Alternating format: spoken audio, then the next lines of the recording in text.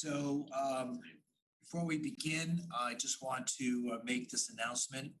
The City of Fort Lauderdale will be hosting its meetings in a virtual format until further notice. The public can listen to and view virtual meetings at fortlauderdale.gov/FLTV and youtube.com/City of Fort Lauderdale, as well as on Comcast Channel 78 and AT&T UVerse Channel 99.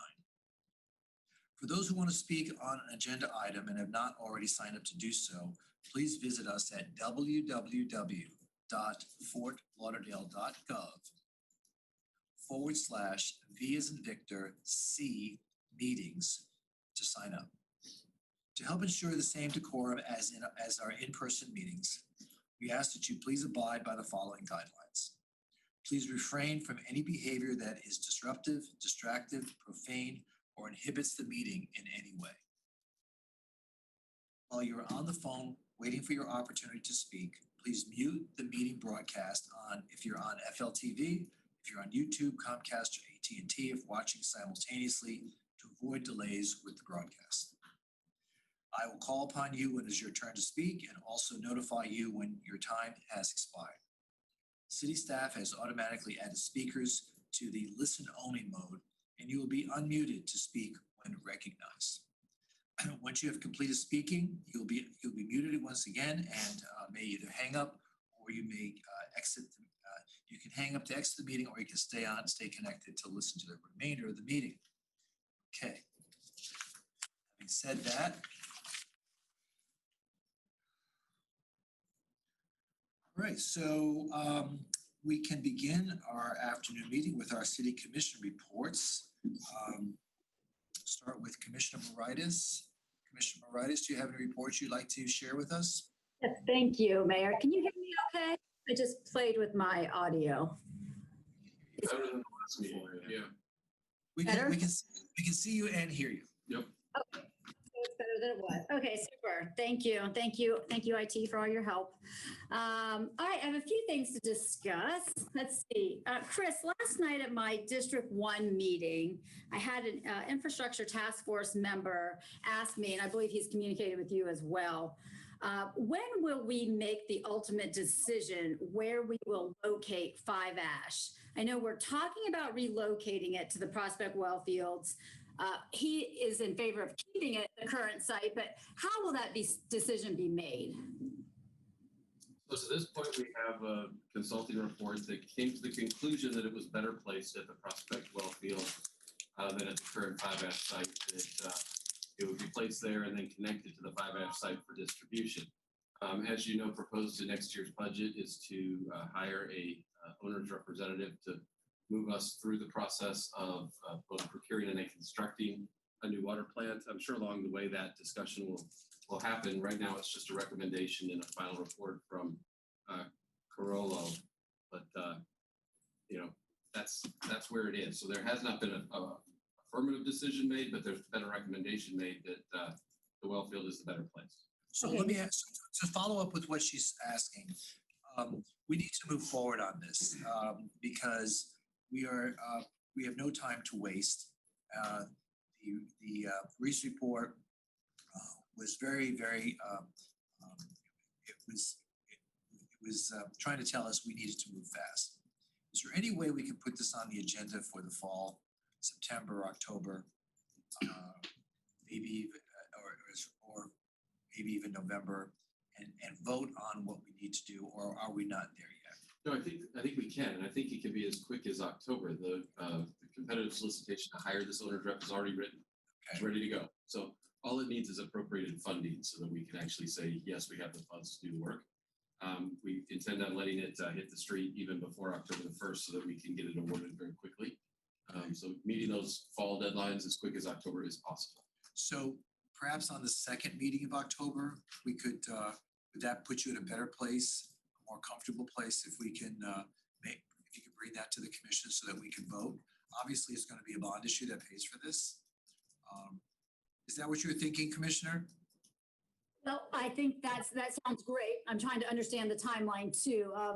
Is our vote tied to a location, or is our vote only tied to the revenue we need to rebuild it wherever the consultant, decides based on this year-long study. I guess that's what I'm trying to ask. Yeah, no, I think what we need to do is look to our engineers to help us with a recommendation on placement, because to build it at the current 5F location, we'd have to identify that that's possible to build it around the current and existing facility, because we can't take that facility out of service while we build a new plant. So it's probably less of a policy decision and more of an engineering decision, and we can bring back a recommendation even quicker than October if that's what we're looking for, is just an engineering recommendation. I could bring back in October some more news on this owner's representative after we've solicited it. But I do think the community is looking for, something to get started. And I've been hearing this for about a year now. And I think that if you could bring that to the commission in October, that would be great.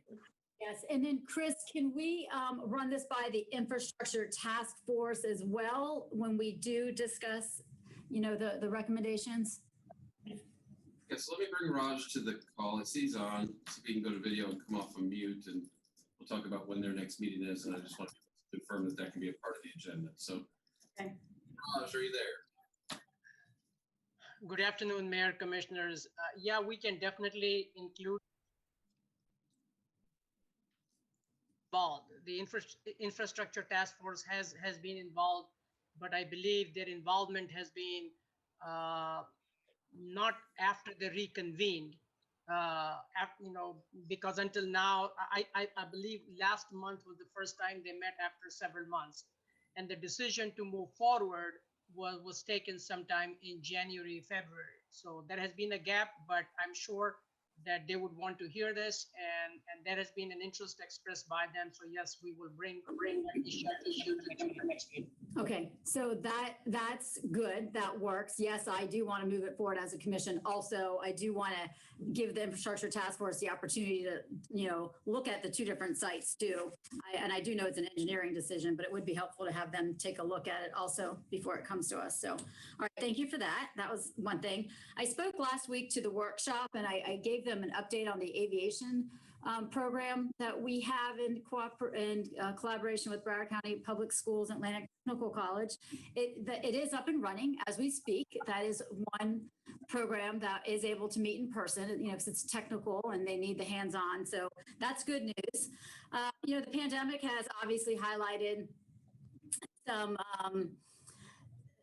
the idea that sometimes we have to pivot, and the airline industry is obviously taking a hit, but I know we'll bounce back. But that being said, from the very beginning, when we talked about this program, we always talked about training the students in a way that their skills would be transferable and versatile to other industries, especially the aerospace industry, since that's so big in Florida. And we know SpaceX, went up when other businesses were shutting down. So we know that space industry continues regardless of what's going on, with the rest of the economy. So I just want to make sure, and I want to clarify too, because in our commission priorities, we say the airport workforce training facility. I don't know if this needs to be a vote, or because I know we can't vote right now, so I'm not saying a vote. I'm kind of talking about maybe branding and the possibility of making sure that name, when we refer to it in the community, that it really is inclusive of what we're trying to do as a commission. So I would really suggest we kind of expand it a little bit. And this also coincides with the RFQ that we're voting in when we vote on the budget. We are funding a position to look at expanding this program. I would suggest that we probably call it something more along the lines like Aviation and Aerospace Training Hub. And that way we are not limited to a particular program. We're not limited to a particular place either. We may build some programs that feed into this training in different locations, just like we're partnering with Broward College at our different community centers throughout the city. When you start talking about technology, you can really put a technology training facility anywhere. It might be at a community center. It might be in partnership with a business. So I just want to make sure that you all know we've discussed this for 2 years, and Zoe can give us, or you all an update too, if you want her to back up these statements that, you know, we're expanding a really versatile field that includes technology. And once again, like I said, the avionics technician and really aerospace technician, that the kids can get a great job in the industries of the future. So I just wanted to clarify that because the aviation industry is down right now, I wanted you to know that the program is still up and running, but the program is also going to be versatile enough to really, you know, get these kids into fields they need to be. So let's see. That makes it, Chris, do we have to do anything to kind of change that name or maybe even change the job description that we're hiring when we hire that person to research this opportunity? Or is that not a big deal? I don't think so. I think it's close enough.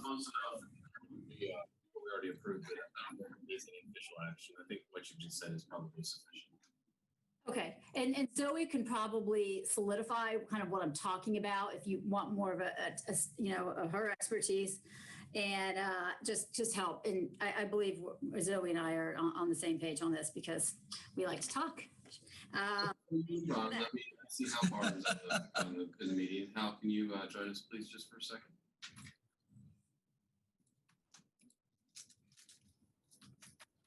Hal. There's Hal. Yes, I'm here now. Can you take lead with that and with Zoe and make sure that those changes get made or brought as they need to be? Yes, sir. I'll discuss with Zoe this afternoon and we'll get back with you on that. Thank you. Thank you. And I'm thankful that the city really is passionate about, you know, there's so many opportunities in education. And I thank you all for keeping this initiative alive and moving forward and your support over the years. Okay, I'm meeting next week with the Inter Miami team, with EDSA, with AECOM, you know, with the management at Inter Miami. And basically, according to our comprehensive agreement that we signed with Inter Miami, they have 3 years to build the fields at the community center. So now it's 2 years. So we're going to work on that 2-year timeline and, you know, work on all the milestones and everything that has to happen so that the community can also play soccer and enjoy a great space. And that is, like I said, it's 2 years from July. So it's really less than 2 years. We'll have the groundbreaking, and looking forward to that. And we are also the project manager on board now, who's AECOM, and they will have another round of probably virtual input from the citywide input of the community center, because we really want to make sure that this community center meets the needs of the whole city, because it will be a larger park, kind of like a holiday park, but up north. And so they will do a few more rounds of input. So you'll see that coming this fall from AECOM. And so the community center is not complete. The park space surrounding the community center has had a lot of community input, and it has gone through the Parks Board a couple times. So we feel pretty good about that, but we're still going to get another few rounds of input from the community for the center, the community center. Just wanted to update you all on that. Any questions? You guys good? Yeah. Good. Okay, hold on, one last thing. Don't cut me off. So, well, I do want to shout out first. Next week is 9/11, so I know we can't all get together and remember those of our fallen heroes, but you can run virtually, Tunnels to Tower. You can sign up online in honor of those men and women who did unfortunately perish during that time, and to support those our firefighters and police who are still working for us today. So hope you guys do the virtual run. Look forward to my pictures that'll come out. Last thing that is an issue, and maybe I'm a little bit confused about this.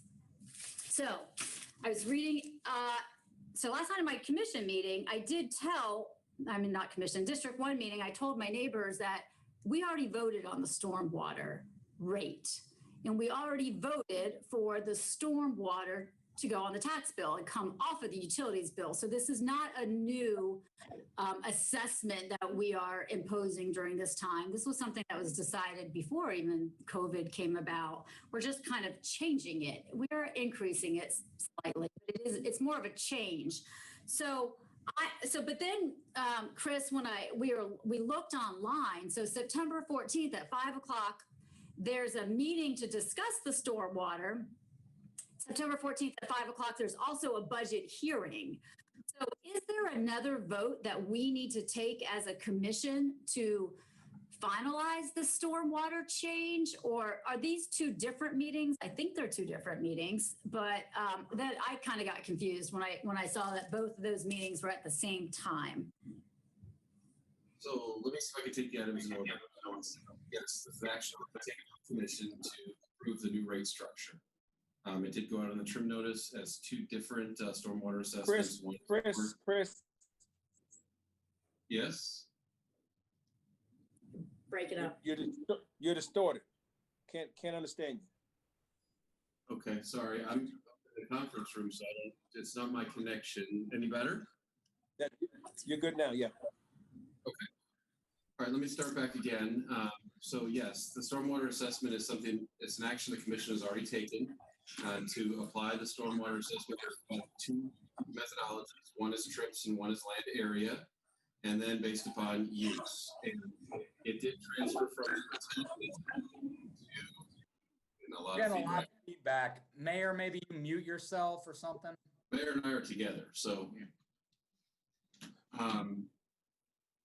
And so it was on the trim notice as two different assessments, one for trips, one for land area. It is, yes, removed from the utility bill and added to the annual tax bill. So it is not new. A stormwater fee is not new. It just now is billed in a different way. It's billed once a year instead of every month on the utility bill. The methodology did change. That meant that some people went up and some went down. And so yeah, some of the rate modeling caused the allocation of expenses to be different in different uses. But the meetings that are happening is a series of 6 meetings, I believe it was, that we've done virtual meetings for people to ask questions and understand the new stormwater rate structure and how it's applied, so that they have the opportunity to budget correctly if they are in a multi-tenant, multi-family type scenario. So it's hopefully that clarifies. You don't have any additional action to take as the commission related to the stormwater assessment. Well, not really. And if Commissioner Wright is finished, I do want to speak to this. This is what I was going to bring up next, but I'll go after her. Okay, I think I'm good. Yeah, I was just texting with Susanna after she wrote that the article, and so I think we were both just trying to. I was just trying to get clarification for. So okay, no, we're good. Thank you. That's it for me. Since we're talking about it, let me just understand what Chris is saying. So, Chris, you're saying we've already taken action. It's already been billed to the public. The meetings that you're talking about are for the public to understand the new methodology of the building. That Correct? And yeah, it's to understand that, and also to understand why they all of a sudden had these 2 new lines pop up on their trim notice. So people watch. Well, their they know trim why, notice. because people know that because we made that decision. What my concern is, and I've always voted no. So I'm not trying to make a public acknowledgement. What I'm trying to do is, since this notice went out, I've been bombarded, emails and phone calls from a cross section of the community complaining about A, the increase, B, the disparity in how it's calculated, who it applies to, and the negative impact on all. A letter should have come to you today or yesterday, Mayor, from Mrs. Hall from Melrose Park, who's very, very, very dissatisfied. I think she's speaking on behalf of that whole community, how dissatisfied they are, and they felt as if they were railroaded in this process, and wanted an opportunity to have her letter read at some point into the public records. I've had 4 major investors who have apartment buildings, more with land mass than vertical like condos, that are complaining about how we calculate it, and very, very, very dissatisfied I even got a couple emails. I think one was addressed to Vice Mayor Glassman, but it was CC to all of us. And I'm just wondering myself, at some point will we look at this and if nothing else, try to do a calculation, and not that is fair and equitable with distribution. Then the other thing I want for the public's clarification today, City Manager, can you explain to me or someone on your staff this stormwater fee that we're collecting? I don't want this to come from staff, not one of us. What this money is and what type of improvements would it directly impact? Because some of the folks that complained to me said they don't have seawalls, they don't have flooding, they don't have sea level rise. Some folks beg to differ, but they want to know where these dollars will go for. And if it's for the things I just mentioned, then why am I, homeowner in the Northwest, paying for something on the other side of town? Or if we're talking about affordable housing, a lot of these investors who call me are saying, now I'm gonna have to tax these lower income properties to make up the difference in what the city is charging me. And also, and lastly, is there are some of these entities, low income in particular, that are exempt based on federal regulations.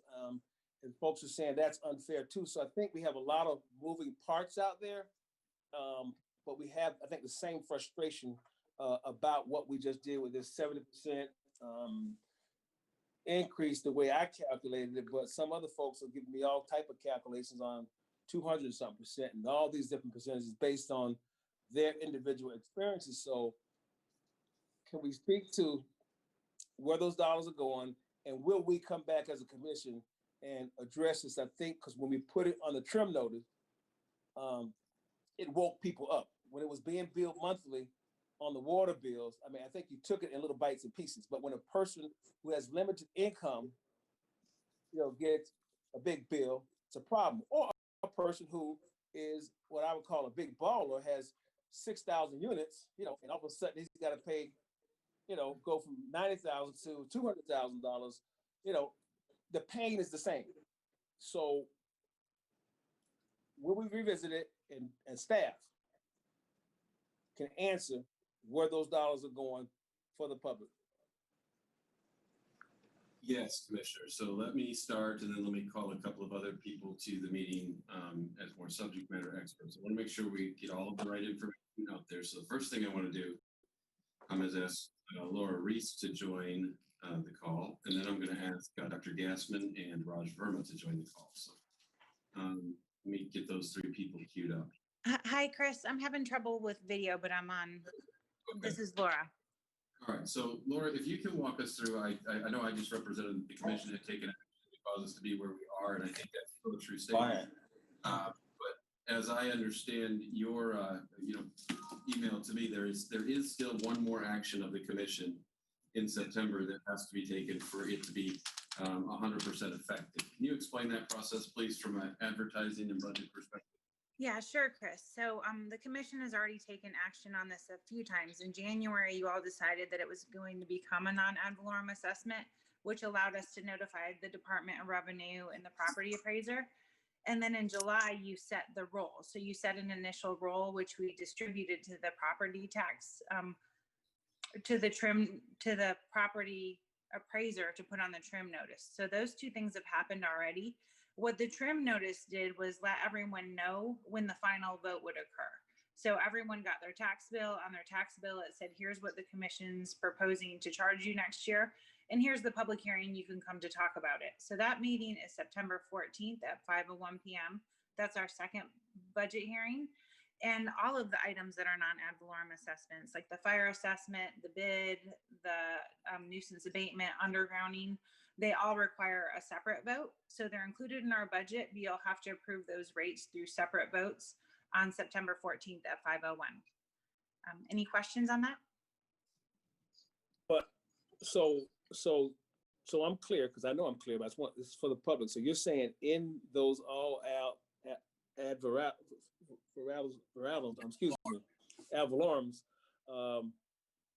in there is this stormwater. Is that correct? Yeah, yeah. So each we non-ad will- valorem So in requires September, a separate vote. so in September, we'll revisit it again. Yes, So September 14th. so the public will have an opportunity to chime in during that time.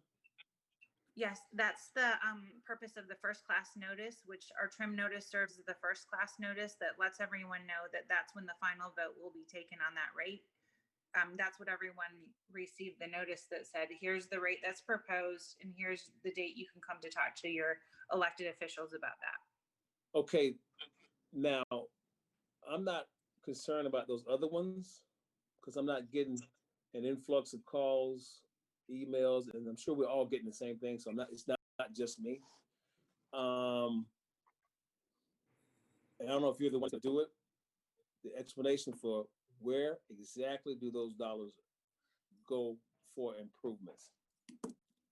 So Commissioner, I think that's where I'd like to get both Raj and probably taking the lead, Dr. Gassman, to join us now and talk about the stormwater improvements that are contemplated because of the issuance that would occur based upon the new rate structure. So Okay. There's Dr. Gassman. She's going to talk about 7 neighborhoods that we start to stormwater work in.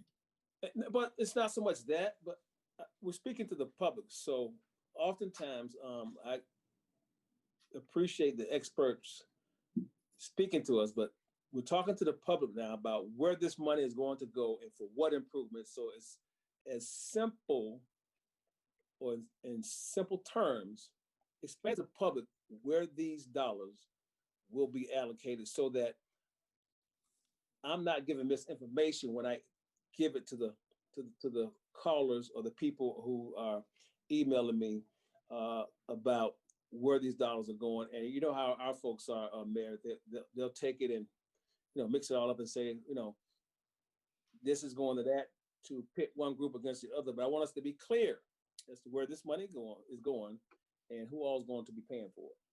Okay, so let's let staff respond to that. Thanks, man. It's used for ongoing on a day-to-day basis because it's not a new fee. We do have recurring day-to-day costs, and then we have some capital expansion. Yes. Yeah, that's absolutely right. Nancy Gassman, Assistant Public Works Director. We currently have about between $11 million and $14 million program that maintains our existing infrastructure throughout the city. In order to help fund the expansion, the capital expansion that's coming, we will be engaging in a $200 million bond activity to support stormwater improvements throughout 7 different neighborhoods. Those neighborhoods occur throughout the city, and they include Doors, Dorsey River Bend, Progresso, Edgewood, Victoria Park, the Southeast Isles, and the River Oaks neighborhoods. And so a portion of the increase in the fee is going to be geared toward addressing those new capital improvements. As we continue to add additional infrastructure to our existing system, we also have to maintain that new infrastructure. And so the additional costs that are associated with maintaining that infrastructure is also part of this additional cost escalation that you see in the rate going forward. One of the things that's important to remember is that regardless of where you live in the city, the stormwater management system provides drainage to all of the city roadways. And so much like paying the school district fee, we all benefit from having the stormwater management system. And so we all pay a portion of the cost to help maintain it and expand it as we move forward. So Dr. Gassman, to respond to Commissioner McKenzie, when we talk about stormwater improvement infrastructure, give us some ideas of what that is. Like what these 7 neighborhoods, what don't they have now that we're going to put into those neighborhoods? Well, to give you some context, currently we have 4 stormwater pump stations. As part of these improvements, we are going to be adding 7 more pump stations. In the neighborhood of Edgewood, they have very, very little underground pipe. Most of their drainage is through their swales. And so we will be adding pipes, catch basins, water quality structures, all to allow for better conveyance of stormwater off of the right-of-ways and the roads and through those pump systems so that they can go to an ultimate outfall into one of our waterways. So we're adding literally miles of regular pipe. We're adding force main pipe, which we have very little of in terms of our stormwater system. And we'll be adding a number of very large pump stations to help move water off the land to keep both the right-of-ways and properties dry. And the streets? So right now, for example, you mentioned these 7 neighborhoods. You just clarified Edgewood, and let's use Doors and let's use Victoria Park. So I won't just lean on my own district. I don't like being district oriented with questions. I like being city oriented. So right now, we don't have pump stations and stormwater drains in these areas as we speak. Each neighborhood has different needs and requirements in order to provide for an appropriate level of service for flooding in those locations. In, for example, the Progresso area, we will be adding pipe. They currently have some pipe and some catch basins, but we will be expanding that infrastructure in order to reduce those areas that we know are vulnerable to flooding from either rainfall events. So Doors and Victoria Park have no pump stations and drains right now. That's correct. Currently, there are no pump stations in Dorsey River Bend. We'll be adding a pump station to Dorsey River Bend. There is no pump station in Progresso Village. We'll be adding a pump station to Victoria Park. And there will be 2 pump stations added in River Oaks, which in part will help serve the Edgewood community as well. Okay, I'm gonna go a step further. I'm just trying to get clarification. So now Melrose Park, do they have pump stations or they don't have pump stations? There are no pump stations in Melrose Park. They have drainage? There is drainage. There's drainage in all areas of the city. It depends on exactly how that drainage is installed. So neighborhoods that have exclusively swales, the swales provide that drainage function, but in some situations that isn't adequate in order to prevent flooding. And so we need to put in additional pipe and catch basins. So, well, you finished? I didn't mean to cut you off. You finished? I'm sorry, sir. So like Melrose Manors, do they have pump stations and stormwater drains? They do not have pump stations. Again, we currently only have 4 pump stations throughout the entire city. 2 of them are located downtown, and one of them is located in the Southeast Isles area. So we have very little pumping capacity within the city, and that's one of the reasons that we're needing to add that pumping capacity in these additional neighborhoods. So we're going from 4 to 12, which is a big change for the city. And that infrastructure is going to make a huge difference in these 7 neighborhoods that we have identified are the most vulnerable to flooding at the current time. As you're aware, one of the things that we'll be moving forward on in the next few years is to do additional modeling to address the next 7 or so neighborhoods that are also vulnerable to flooding, but not as vulnerable as the 7 neighborhoods that we are addressing now. And you mentioned Melrose Manors. That's one of those key neighborhoods that's going to be targeted for this next round of stormwater master planning. So the answer to my question is no, but you did give me some other information. So which leads me to What's the difference between a lift station and a pump station? So a lift station is a pump that is connected to a gravity main that conveys wastewater. Wastewater, okay. A pump station in this context is a pump that moves stormwater from the conveyance system out to a discharge point. Because I see those throughout the city and in some of these areas. So that's why I asked that question. And my final question probably goes to the additional 7 we're going to bring on. So we were doing a master plan, if I'm correct in my history. And I think we've been working on it for some years now because one of my neighborhoods, in particular, Melrose Manors, seems to think they're being excluded from the master plan. And I've talked to staff, time and time again. They come out, they've done meetings. Mr. Covington, HOA president, has been very, very good at, communicating back and forth with you all. So they will be captured in this other phase for these type projects. That's correct. So the stormwater master plan process, which completed the planning process in January of 2018, focused in on the development of a citywide model, and it focused in on the design work of the 7 neighborhoods that were identified as the most vulnerable to flooding in the city. The second phase of stormwater master planning will focus on that next tier of neighborhoods. And again, that includes Melrose Manors. So the next tier of modeling and design work will focus in on those next 7 neighborhoods. And my final comment is, I see storm drains throughout our city. And I'm not just going to say Sistrunk. I'm not going to say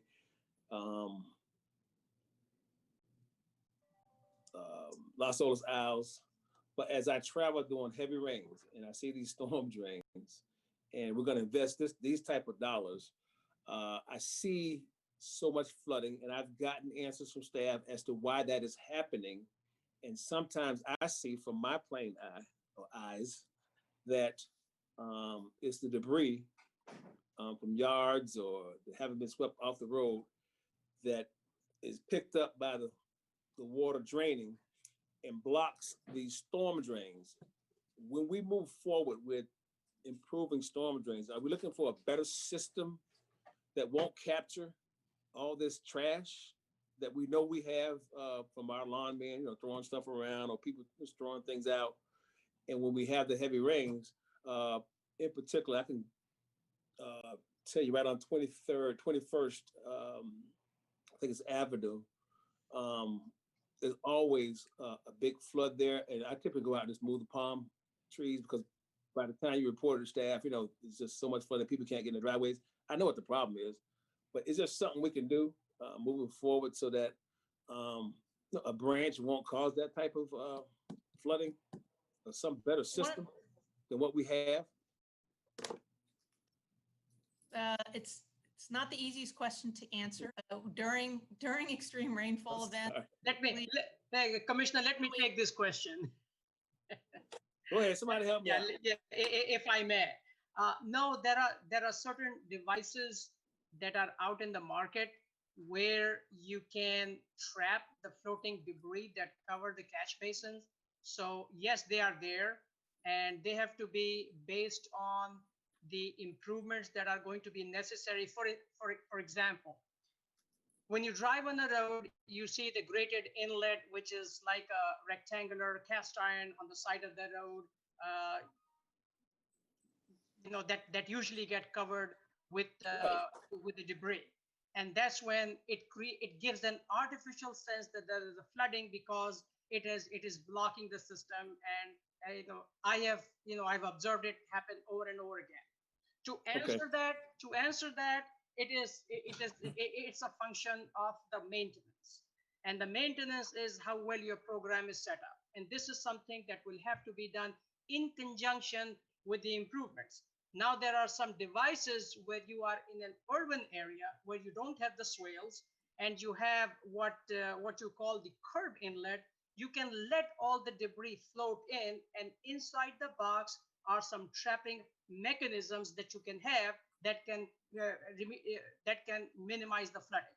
So to answer your questions, yes, there are some devices that can be done, but ultimately the one that is on the surface, it is a function of maintenance, making sure that before a big storm event, you go and clean this. And the other system that we talked about, that Nancy has been talking about, is about the flooding. And the flooding in the city, there are many low-lying areas. The pipes are not according to the sizes. They are low, they are undersized. So therefore, all that has been taken into consideration as a part of the master plan that the city has, and that the system is going to be designed based on what the event is, what the system can handle. So to wrap up your question, that the quantity is being addressed as a part of this new construction, and the quality in the trapping is going to be a function of our maintenance and making sure that inside the boxes we provide those types of elements that are going to trap.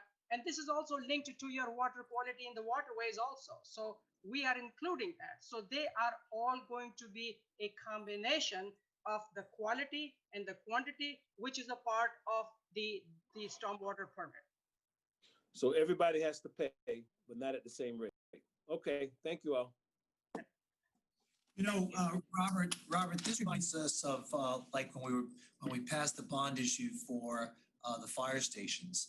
Not every neighborhood got a fire station, but everyone in the city had to pay for fire stations because they benefit everybody in the city at one point or another. So I know it's a hard sell. You're right. We're all been getting these emails and these phone calls, but for years, this city has kicked the can when it came to infrastructure improvements, and it's to our credit that we have decided to take some action, whether it be with regard to sewer infrastructure, fresh water, or now stormwater, that we're finally attacking the problem the way we should have done for years.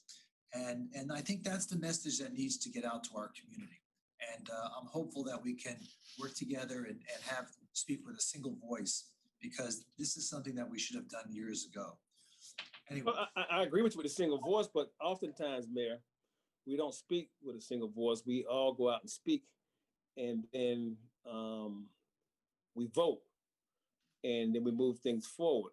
So you're right about, it's just like the bond we issued back then, everybody didn't get, but we participated in a series of events. And now we have a new commission, and I think they need to be just as involved in the process and understanding, how this stuff works, because it's a lot that's thrown at you when you first get here.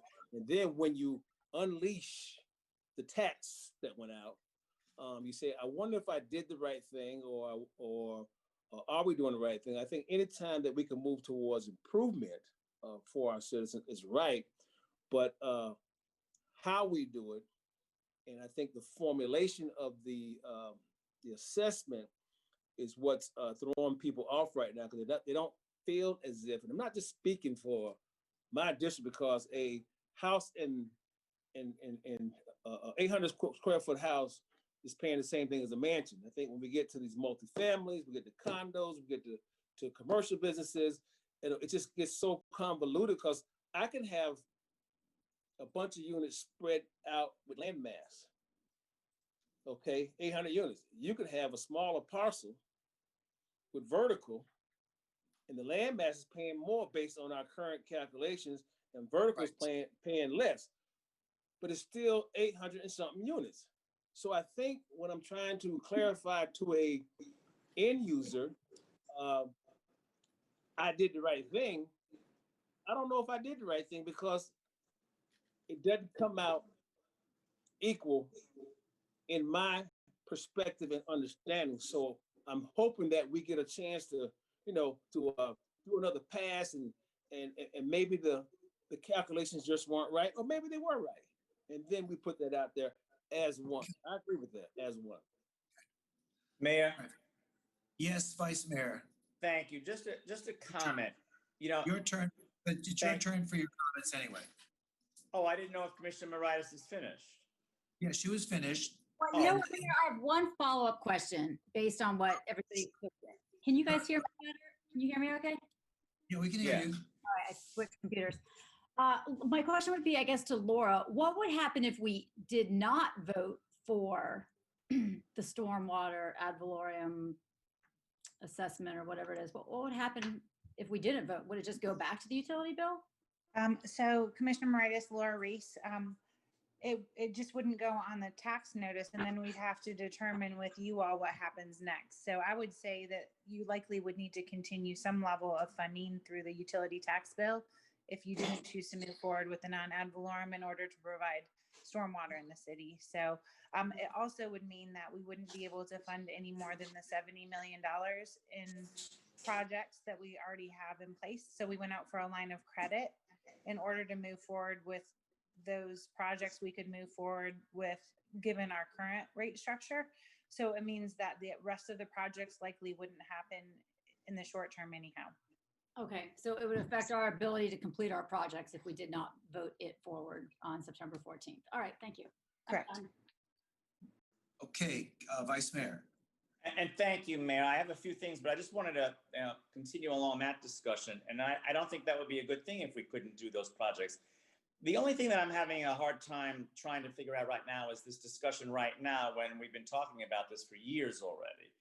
Chris, how many meetings have we had at the commission about this when Stantec has come and presented? And do you have any idea in the last 2.5 years how many times we've heard presentations? I know we've had several, and I know that that's why we moved forward with what our current structure would allow, so we can start to do the work and not wait on a new rate to be in place. That's why we issued the 70 million, and we're going to follow it up with a 130 rate structure passed. So it's got some history to it. And what about the prior commission? Did they discuss stormwater fee structures? Yes, How many years? I've been here for pushing 4.5. We've been talking about stormwater rates since I've been here. So 7 years we've been having this conversation, correct? We've been having this conversation for a number of years. Water rates have gone up, as you know. The money Yes. wasn't always used. Money wasn't always used for the intended purpose, Right. and that's why we are where we are today. Now, No, I think the big issue, Vice Mayor, and I think Commissioner McKenzie said it well. I think it's the way it hit the public with one big bill as opposed to increments on a month-to-month basis, because you and I both read in the newspaper how certain places got a 60 or 70% increase. Well, the actual dollars there is like $50 or $60 per year. So, Right. So it was really unfortunate that the newspaper characterized it in that way because that was unfair. So if you get so if your bill was normally $150 and is now $210 over the year, okay, Right. you can it's not that much. So if we added $5 a month to your water bill, you probably wouldn't even notice it, and we wouldn't be having the conversation that many of us are having now over the fact that we're being hit with big bills. Businesses are a different issue. I know, for example, the Galleria is reeling over the fact that their bill went from like 150,000 to 800,000 or some real crazy number like that. So and their income has been shrinking every year, as you know. So these are issues we got to address, maybe on a case-by-case basis. But I think the real thing was the impact that people saw it on their tax bill, and it was one lump sum. And I think that's kind of what triggered a lot of this. And I understand, and I would like to go back to January when we discussed putting this on the tax roll, and we agreed to that. And I kept saying, please, we need to educate the public. The city needs to start educating the condos. The city needs to start educating the public. I know that this was going to come, and that's why I was asking for us to do a better job of educating so we wouldn't have this sticker shock, or at least explaining to people that, okay, it's just a one lump sum over the course of the 12 months as opposed to monthly on your water bill. So that's part of the problem. And what I've tried to do, and not always successfully, is to explain that in my constant, emails to the district to explain to that. But I also wanted to go back and thank staff in the regards that, you know, the 7 neighborhoods were identified years ago. So I've attended city neighborhood meetings in my district where we've had staff come from Public Works and explain to them exactly what's happening in their neighborhood and exactly what they can expect with these improvements and why they're one of the 7 neighborhoods. So, you know, so much of this I just sometimes feels it falls on our shoulders to explain really quickly, early, and often, and we have to just be able to do a better job. Sometimes I feel that I do okay. Sometimes I feel I'm not doing okay. And I understand the angst that's out there with this. So that's the part of the problem. I think it's really just always the education.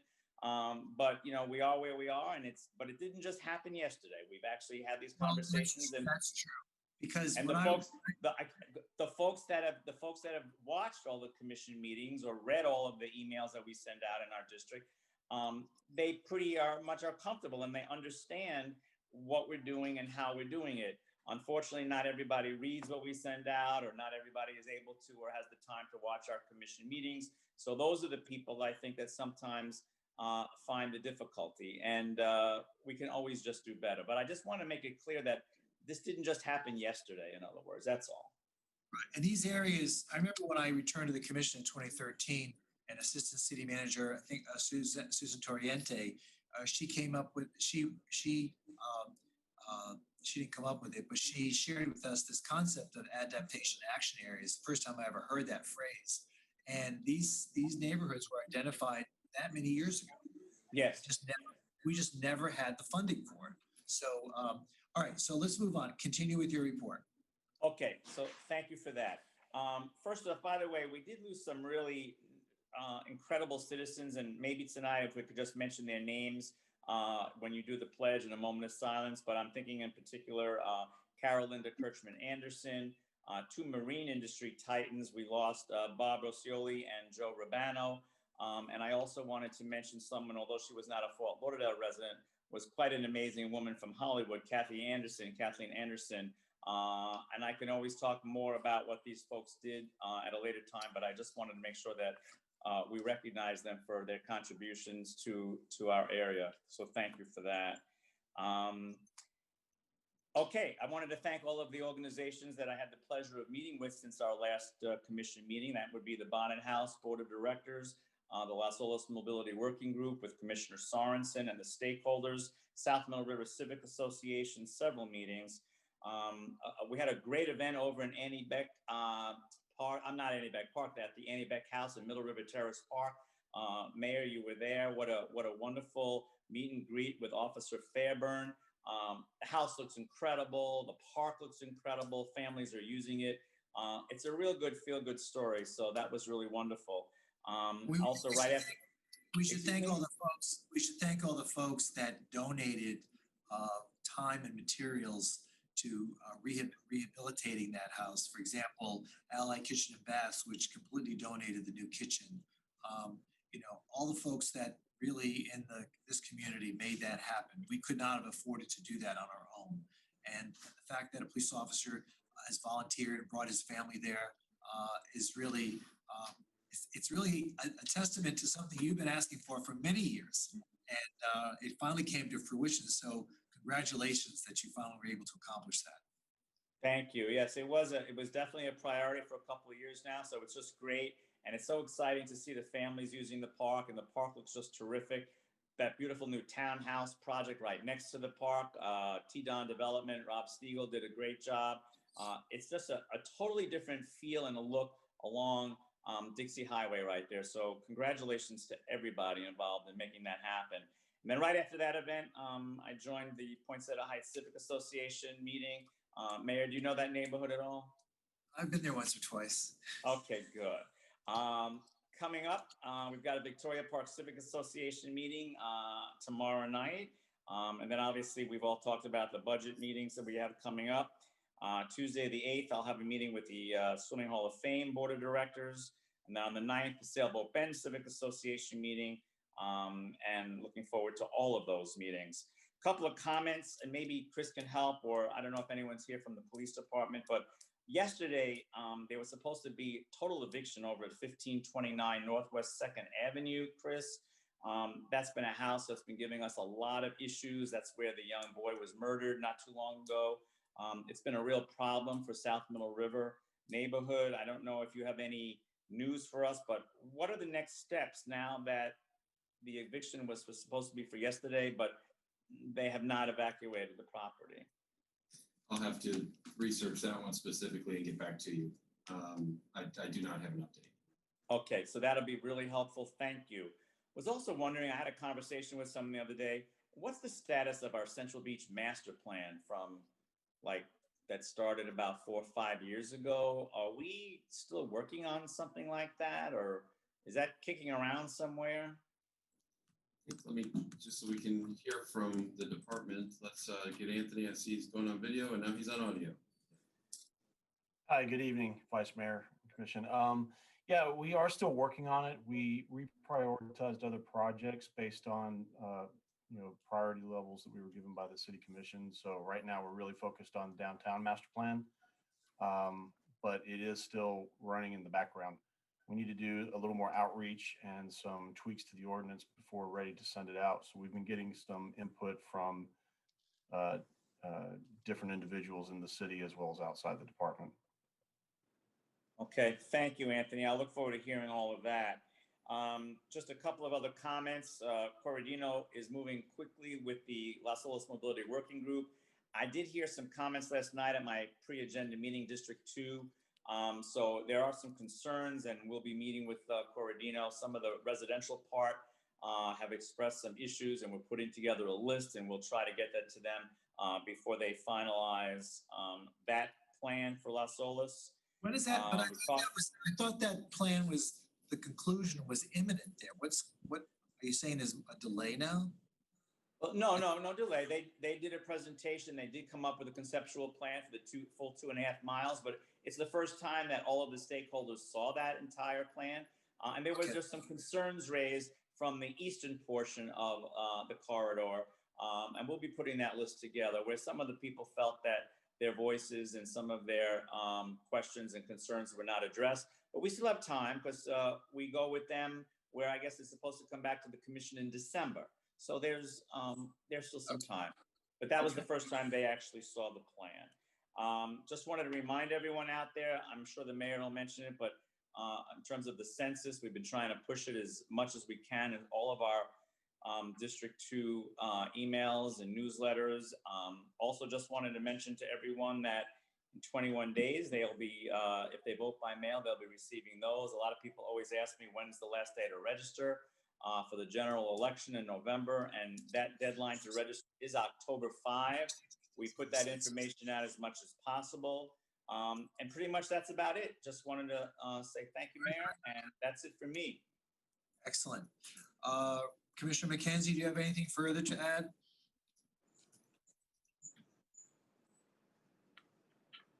Commissioner McKenzie?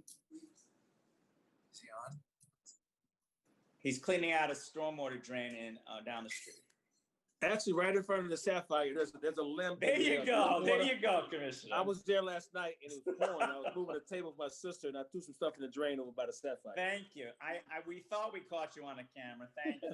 That was me. I had about 8 o'clock. It was actually 8:03. It was 8:03, but thank you.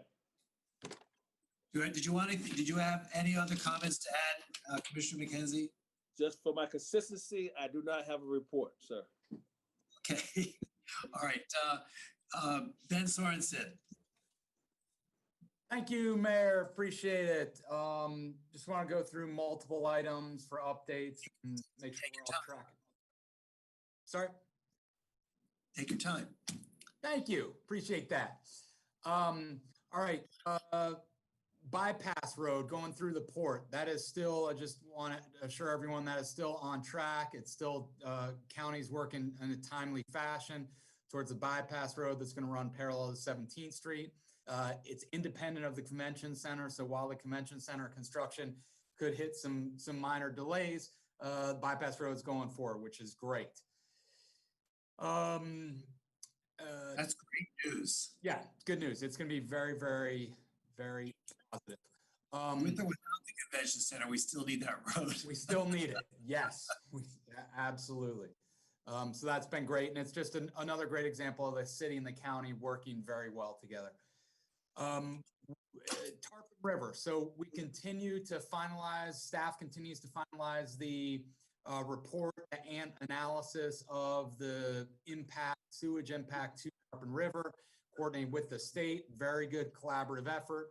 So the city's going to be, putting together, finalizing that report and finalizing the mitigation efforts to Tarpon River. So that's getting worked on, and at some point this month we'll be able to kind of finalize that, talk through it, and begin mitigation. So that's positive.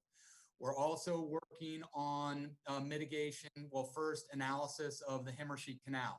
Core drilling. There was, as you all know, millions of gallons of sewage released into Himmersheet Canal. We're exploring opportunities to do core drilling analysis and then explore mitigation for that as well. So that's a work in progress. Homelessness. Across the country, around the city, we're seeing an increase in homelessness. Some of the hot spots are Stranahan Park and 17th Street and Federal Highway. One of the challenges we're facing is, unlike previous gatherings where when I was down there, others were down there, we had great receptivity towards receiving services, openness to receive services.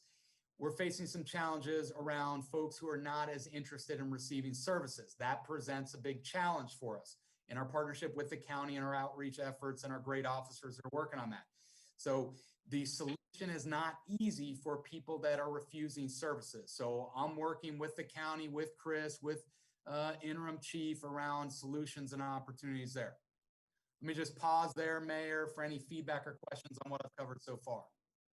All right, I have a couple of questions, but does anybody else have any questions to direct to the commissioner? All right, with regard to homelessness, those that do not want to, are not willing to participate in shelter opportunities and because of the services and all the other things, feel it's a restrictive environment, that is a challenge. And so we have to make some decisions as a city as to what we're doing. We can't just allow our sidewalks and bus benches to just be, a carnival atmosphere for those that just choose to do that, and it disrespects the rights of others who want to also use those areas to walk and to, some people are afraid to walk down some of our sidewalks. So we can't have that in our city. I know that our staff works aggressively, works humanely, and is persistent in trying to encourage folks off the street. When we had our hotel program, we were much more successful at getting folks off the street because the same kind of expectations of them were not being asked of them for the hotel program. But in the county shelters, that's a whole different ballgame. So Ben, I don't know the answer, but you, as much as I get all the complaints about 17th Street in particular, as well as the library. So we really need to have I don't know what the solution is. Fortunately, the number by the library is significantly less than what we've seen in the past. It's more of a handful of people than it is an encampment, but there are still people sleeping there overnight. But your point is very well taken, and I appreciate all the work you're doing. Yeah, and we're just going to continue to bring all the stakeholders together and continue to address this. And we might have to do things a little bit differently because of this different population, but we'll keep you updated as we're moving through. Thank you. Welcome. All right, great.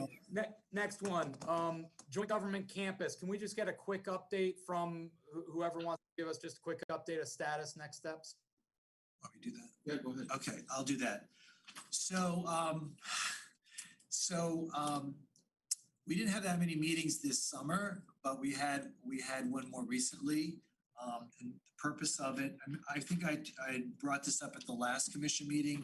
I invited everybody to sit in on the county commission meeting, which Bernard Sokovich was going to give his presentation. The reason, and as we all know, Mr. Sokovich was the contractor that was hired to compile the needs assessment between the county and the city. He went ahead and did a lot more. He designed his own building. He, did a whole, master plan for the area. Appreciated his doing that, but, really was completely outside the scope. We are going to have to convene at some point. Chris, when do you think that's going to happen?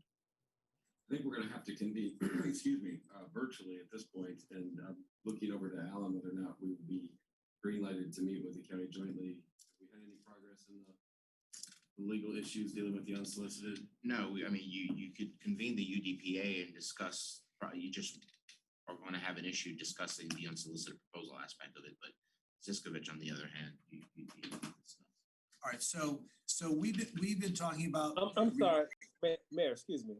I Yeah, didn't understand Alan. I'll tell you what Alan said. Alan speaks softly, but he carries a big stick. But what Alan said was that there is still some question about the legality of that unsolicited proposal that was presented to us, and whether or not the next meeting of the joint commissions would have to undertake addressing the legal issues connected with that submission. But nonetheless, we can still meet as we should, because we need to receive Mr. Ziskovich's report, and we need to decide where we're going from there. One of the things that I kind of threw a wrench in the situation was,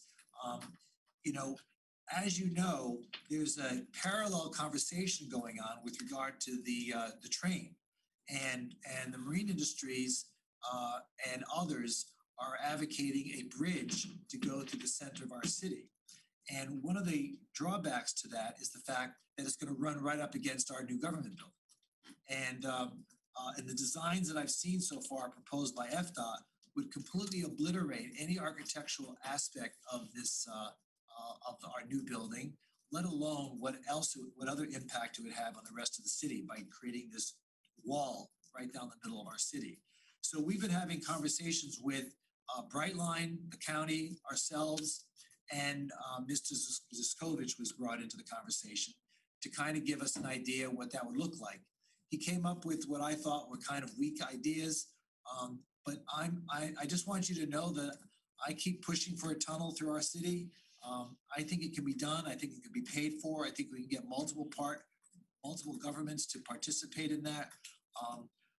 I just don't see us building a government center, then having a huge bridge slapped right up against the side of it. It makes no sense whatsoever. So I just want you to be aware that continues to be part of our conversation.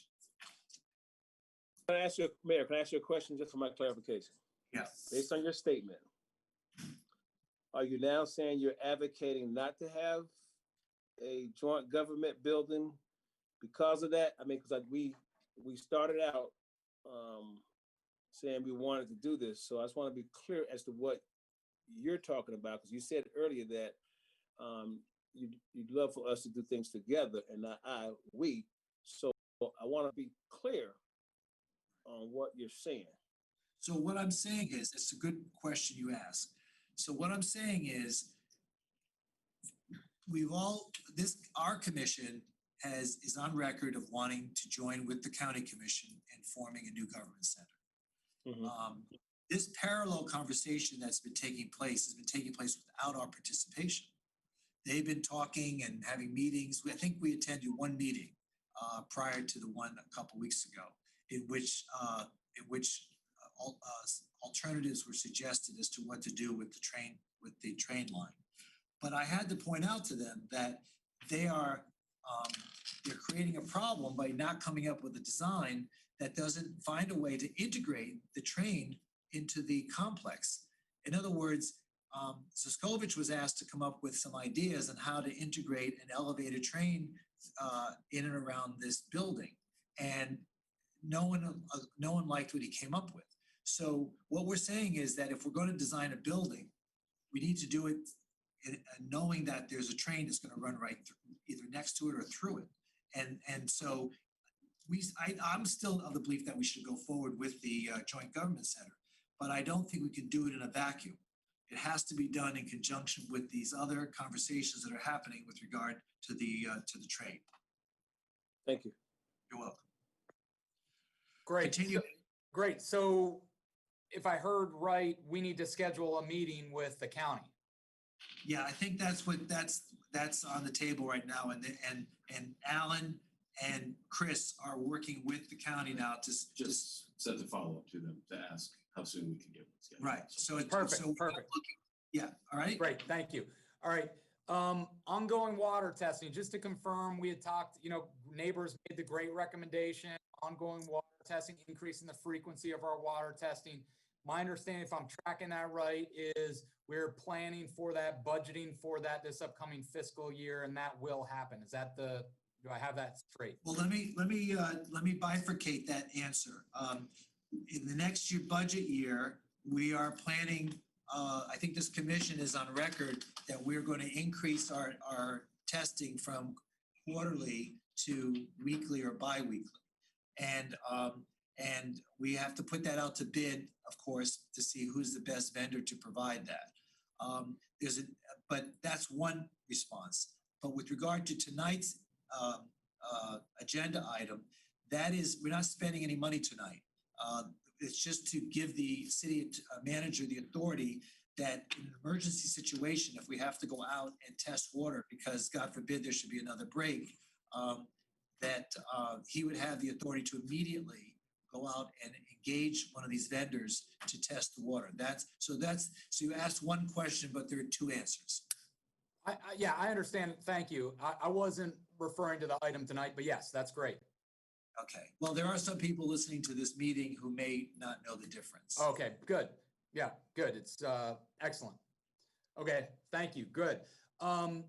Police station. So I think we selected, or the selection committee selected, the builder for the police station. Give us a little update, next steps for that, please. Yes, we awarded the architectural contract. We went through a competitive solicitation for the construction of that facility. There were 4 respondents that were qualified. It went through a review process. We're negotiating now. Our procurement division is negotiating now, as we do with the top ranked vendor. If that's successful, it'll come to the commission for action. If it's not, we'll move to number 2 and start the process again. Great. And when are we going to start seeing some preliminary stuff? Well, now that we have an architect on board, full time, we'll start to see stuff before we start to see dirt turning. But we'll start to see the design now, and we'll give you frequent updates so you can make comments on architecture and appearance and look at all that good stuff. Good. I know the vice mayor is going to want to weigh in on this, so he's going to want a classical structure like the federal courthouse. Thank you, Mayor. Actually, it's interesting that you mentioned that, Mayor. Chris, just so you know, the building has been, it's no longer resembles what it was first done, but just so you know, the police station was actually designed by Mr. Bigany. Mr. Bigany has quite a few amazing mid-century modern architectural structures throughout the city, great homes in and around Sailboat Bend, even near the police station itself.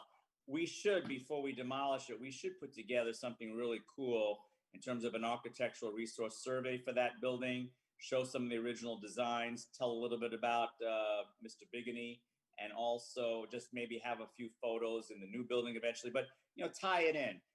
The building has really been bastardized over the years, and it doesn't resemble anything of when it was built.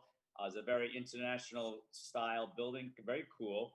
But I would just recommend that maybe we do something like that when we do build the new building. That's all. But thank you, Mayor, for reminding me. Okay, very good. Back to you, Ben. Thank you, Mayor. Ruben Stacy.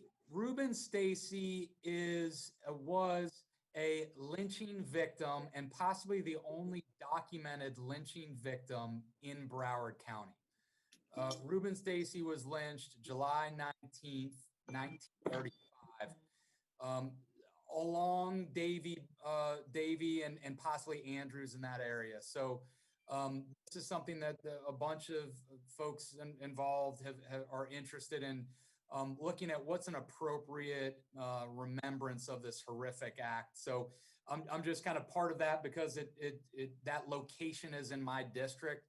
So just wanted to increase your awareness of that if you're not already aware, and looking at the possibility of, should we have a marker, a memorial? Should we look at renaming Davie, possibly some portion of it? So that's something I'm kind of working with others on. That's interesting that you said that. I haven't heard anything about it. I know there's a group going around. They celebrated something back a month ago in reference to this historic. I don't know if I want to call it historic. This tragic event of how his life was taken. And I'm glad you mentioned it was in your district, and I'm glad you're taking the lead on it. And I think that'll be great if you move forward with that. But just as a historical piece, he is recognized in the Woodlawn Cemetery already. So, but to do something in your district where the actual hanging took place, I think would be monumental. Thank you, Commissioner. Was he buried in Woodlawn, Commissioner? Is that? Not to my knowledge. A lot of that history is gone. Right. But we recognized him there. I can't tell you because I don't know his family to give you that. Right. But it could be based on his age. Yep. It could well be. I don't know that to be factual. Yep. But the hanging took place in your district, and I think wherever we deem that place necessary will be a great place to memorialize him. Yep, agreed. And Commissioner, I've heard that there's a family member of his that is still alive and engaged and in contact with this group. So, and she's very much supportive of this. So you know way more than I know in terms of a family member, and I respect that. I'm going to follow your lead and push that we do something, hopefully at the site or nearby where he was hung. Yes. Okay. Great. I think, great. Commissioner, yes. I think he's actually also memorialized. I might be wrong, but I think he's part of the National Memorial for Peace and Justice Museum that opened 2 years ago. And I think you're right. That's if you've never seen that exhibit, oh my gosh, that's an amazing art installation that remembers everyone that went through that horrific experience. And I do believe that he's part of that memorial in that museum. Is that the one there's vertical hanging? Yes. Yeah. Yes. So you're absolutely correct. You may not want to say vertical hanging. That's not a good. Vertical oriented. Vertical oriented. You're exactly correct. And there's when someone is memorialized there's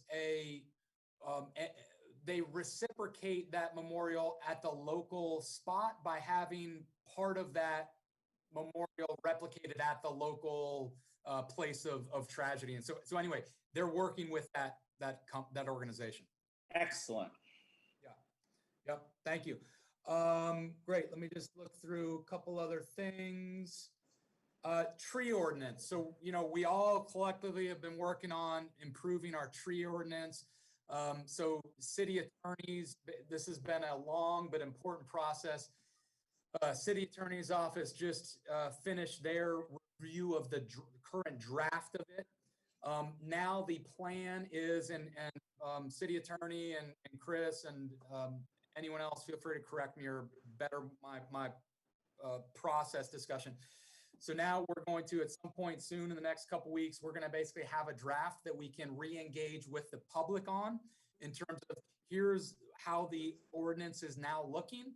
Once we get some really good, robust public feedback, and once we're all comfortable with that feedback and improvement and interact with staff to make improvements, then it will go to planning and zoning for their approval. And then following that, it will roll to commission. Chris, Alan, am I tracking that right? Commissioner, that's my understanding. Let me go to Dr. Gassman again. I think this is being worked on in the Sustainability Group in Public Works, and she can probably enlighten us even better. So in order for us to bring the changes to the tree ordinance, which is part of the Unified Land Development Regulations, to the commission, we have to go to the Planning and Zoning Board. The city attorney is working iteratively with the staff in order to address the feedback that we've received over multiple meetings that were conducted in June and July timeframe. That information will be developed into the proposed draft, which has to be submitted to planning and zoning as part of their agenda process by September 11th for the October 21st meeting. Once that is submitted for the agenda, then it certainly is part of the public realm, and there's an opportunity for the public to continue to provide feedback to our email, sustainability@fortlauderdale.gov, should they have additional questions, concerns, or feedback on this proposed draft. And that information will be compared to the information that is in the proposed draft. And we will work with the attorney's office to determine if changes need to be made prior to the planning and zoning board discussion. Great. Thank you. So Chris, this is just kind of a process piece.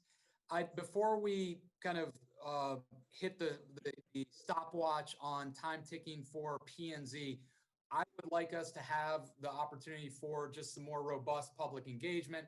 That might be some Zoom workshops and so forth before we're ready to submit to planning and zoning and start that clock. So Dr. Gassman, what would that do if we don't submit by September 11th and have that comment occur between that day and October the 20, whatever you said? Do we lose a whole month, month and a half, 2 months? Just want to make sure that we manage that expectation. Yes, we would lose that time frame. Whatever we submit to planning and zoning for their review on September 11th will be what they will review. There is an opportunity to present to planning and zoning if we want to alter any language that we previously submitted to them at the October 21st meeting. But that will have to be done as part of any additional presentation to them on October 21st. And if they don't feel like they've had adequate time to review, or if they don't understand or agree with those changes, there's always the possibility that they will want to bring it up at the following meeting. So yeah, there isn't adequate time between now and September 11th to take robust feedback and incorporate it into the version that we would be submitting to planning and zoning. But that doesn't prevent the public from continuing to provide that feedback, and for us as staff working with the city attorney to determine if there's opportunities to address those concerns and present it as an addendum to planning and zoning at their meeting.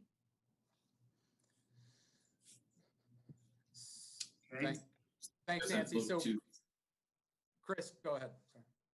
No, I was going to say, then I guess I need to look to the, I mean, what I'm hearing you say is that you would like to have additional time, and that missing out on a September 11 posting to get to the planning and zoning in October is not that important. But then I would need to look at the commission as the commission and say this has been in the works for a while, and it's more than just a district ordinance, it's really a city ordinance. And so do other commissioners feel as though they need time to receive a bunch of public comment? I just want to make sure that I'm doing what you all want done with this ordinance. Chris, before you get their feedback, just one comment there is, so what I would like, I think, and what I'm really hearing from the public a lot on cross different commission districts, is a desire to really kind of work, digest, give feedback and so forth, so that what I think would be best is we can get that feedback, work with staff, make any tweaks that we would like to that ordinance, and then submit to planning and zoning. So planning and zoning really has a clean, pretty well vetted document from the public in terms of feedback and so forth. So it's going to make planning and zoning's job, I think, a lot more seamless, rather than them getting a document that needs a lot of work and public feedback and so forth. So that's my thought. Chris, I'll turn it back over to you and the commission. Okay. So I'm just looking for some general direction there. We can do, I guess I would need that direction almost now, because our next meeting together is September 15th, which is beyond the September 11th deadline. So is anybody passionate about it moving forward expeditiously in September to hit P&Z in October, or do we have some time to socialize it? Go ahead, Commissioner. Yeah, Chris, I've input too. I agree with Ben, and I actually have invited staff to my September 14th District 1 meeting to give us an update and whatever the city attorney's office has reviewed. So I would like my district to be able to give input on September 14th. So however that works in with timeline, and then like Ben's saying, once we get input from our districts, then I think, I don't know if it goes back to the city attorney, or I don't know how that works, and then it goes to planning and zoning. But I would like my district to give input like I've arranged on September 14th. All right, anything else? From any of the other commissioners? Do you have anything else you'd like to add? All right, there being nothing, we'll move on to commission reports, communications to the city commission. We just have one from the Citizen Police Review Board, but I think we already went over their issues. So let's move Mayor, on hold to- on. I just want to put a fine point on this because sometimes I miss. So Chris, I just want to be clear. The plan then is for us to delay submission to planning and zoning. We're going to socialize this, work on this, and then at some point when the commission's comfortable, we'll bring it forward to planning and zoning. I didn't get a clear direction from the commission that that's what we want to do. I heard that that's what a couple want to do, and we'll certainly digest that and take that into consideration. I can. Chris, Okay. Vice Mayor, what do you want? I just was about to say, yes, I agree with Commissioner Sorensen and Commissioner Moritas. Okay. that you want to push it back and have more community input, correct? We're just talking about 1 month, right? Correct. Yes. Yeah, Maybe. I think Yeah, maybe it might be 2, depending on how the deadlines fall. I think it's good because then we'll have a chance to make sure that everyone has their input. Yeah, because we don't want to sidestep that. Okay. Now it's an easier decision to make. Thank What's you. that? Good. Thank you, Mayor. I just wanted to clarify that. Thank you. Okay, let's move on to business 1. Lauder Trail is the Ben. Do you want to not? Mayor, I'm sorry. On the communication with, I know that we discussed the Citizen Police Review Board, but we didn't discuss these specifically. These are recommendations, obviously, but there is one point of recommendation 2 that would need some tweaking based on what they're asking for. We can discuss that now. I thought we went over this. No, the second one deals with, they want to receive the discipline history and past discipline practice documentation with the investigative materials once they receive them from IA. Although they certainly can receive that, the recommendation would be to receive it all at once. We would recommend that it be done separately because we don't want the particular officer's history of discipline to taint or somehow influence whatever decision would be made on the. So if they're looking at one subject on one area of conduct that they're reviewing, the past history should only come after they make a determination on that particular conduct. We're gonna have to have a conversation on that because I know exactly why they want to have it with this. They want everything together. I know in a court of law, you're not allowed to bring in evidence of past conduct. There are exceptions to that rule, right? They are, but here they have a separate recommendation they can make on discipline, and that can affect obviously the discipline, but the discipline history shouldn't decide whether With some finding of liability. On a particular item, and just to be fair to the officer in that regard. Okay, so they can get it. They can get it, but only in the discipline phase as opposed to the finding out whether or not they actually did perpetrate the alleged act. Right, just after they make that determination, and then they can look at it. Okay. Does everyone understand that? Not really. I think I'm looking at it the way you are, but I kind of get it because I got a explanation one time. Let's say I did something last year and I was cleared. Right. Does that come back now? Is it double jeopardy? And I don't know the lingo, but No, I still got this theory. No, he's not saying that. What he's saying is, let's say you did something last year, okay? And then you did something this year. Okay. So the Citizen Police Review Board will not have that history of what you did last year when it's making its determination on what you did this year. They'll only have that after they've made their finding of fact, and then they'll have your past disciplinary action to determine what your current discipline should be for the second act that you do. Yeah, So- why would we not want to know my patterns of traffic stops? You know, who I'm stopping. If Right, well, this if stop you, came into because, question. because, I'm just, because it should be looked at objectively. The discipline part can be used to determine the new discipline, but in terms of the fact finding, you're going to be prejudiced as to what you see the second time. for the record, I'm not prejudiced. Okay.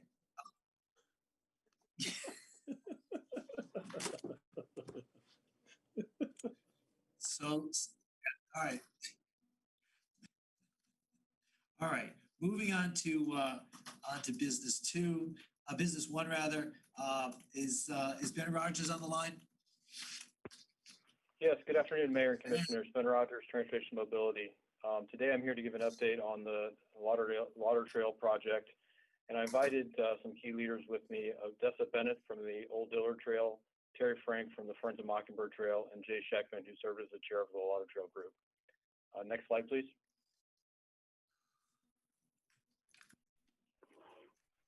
Do we have?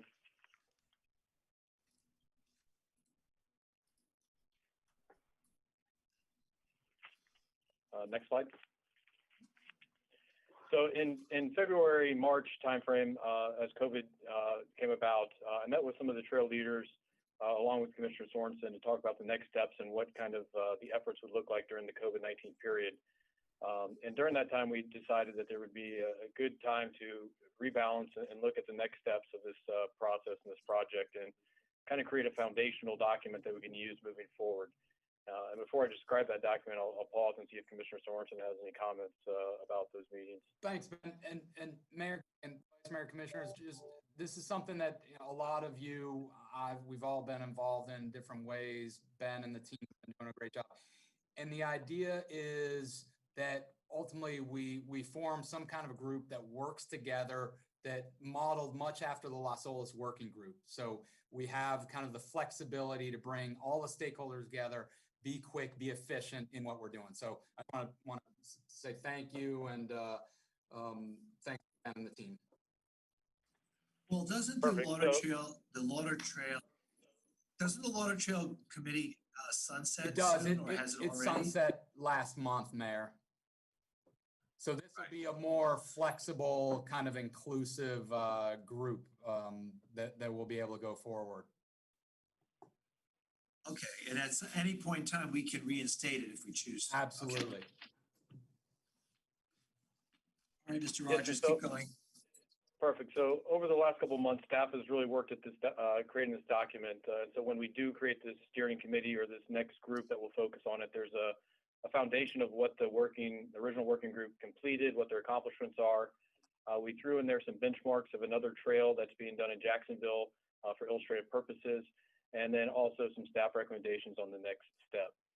During this time in July, we submitted an application for a PTAP grant through the Broward MPO, and we're waiting for that award at this time, but that would be for a feasibility study to go through and review the route and some of the factors to get this into reality. We have been, since early August, meeting with a lot of the stakeholder groups, sharing our draft of this document. And like I said earlier, there are many of them on the phone today that I think you'll hear from. Next slide.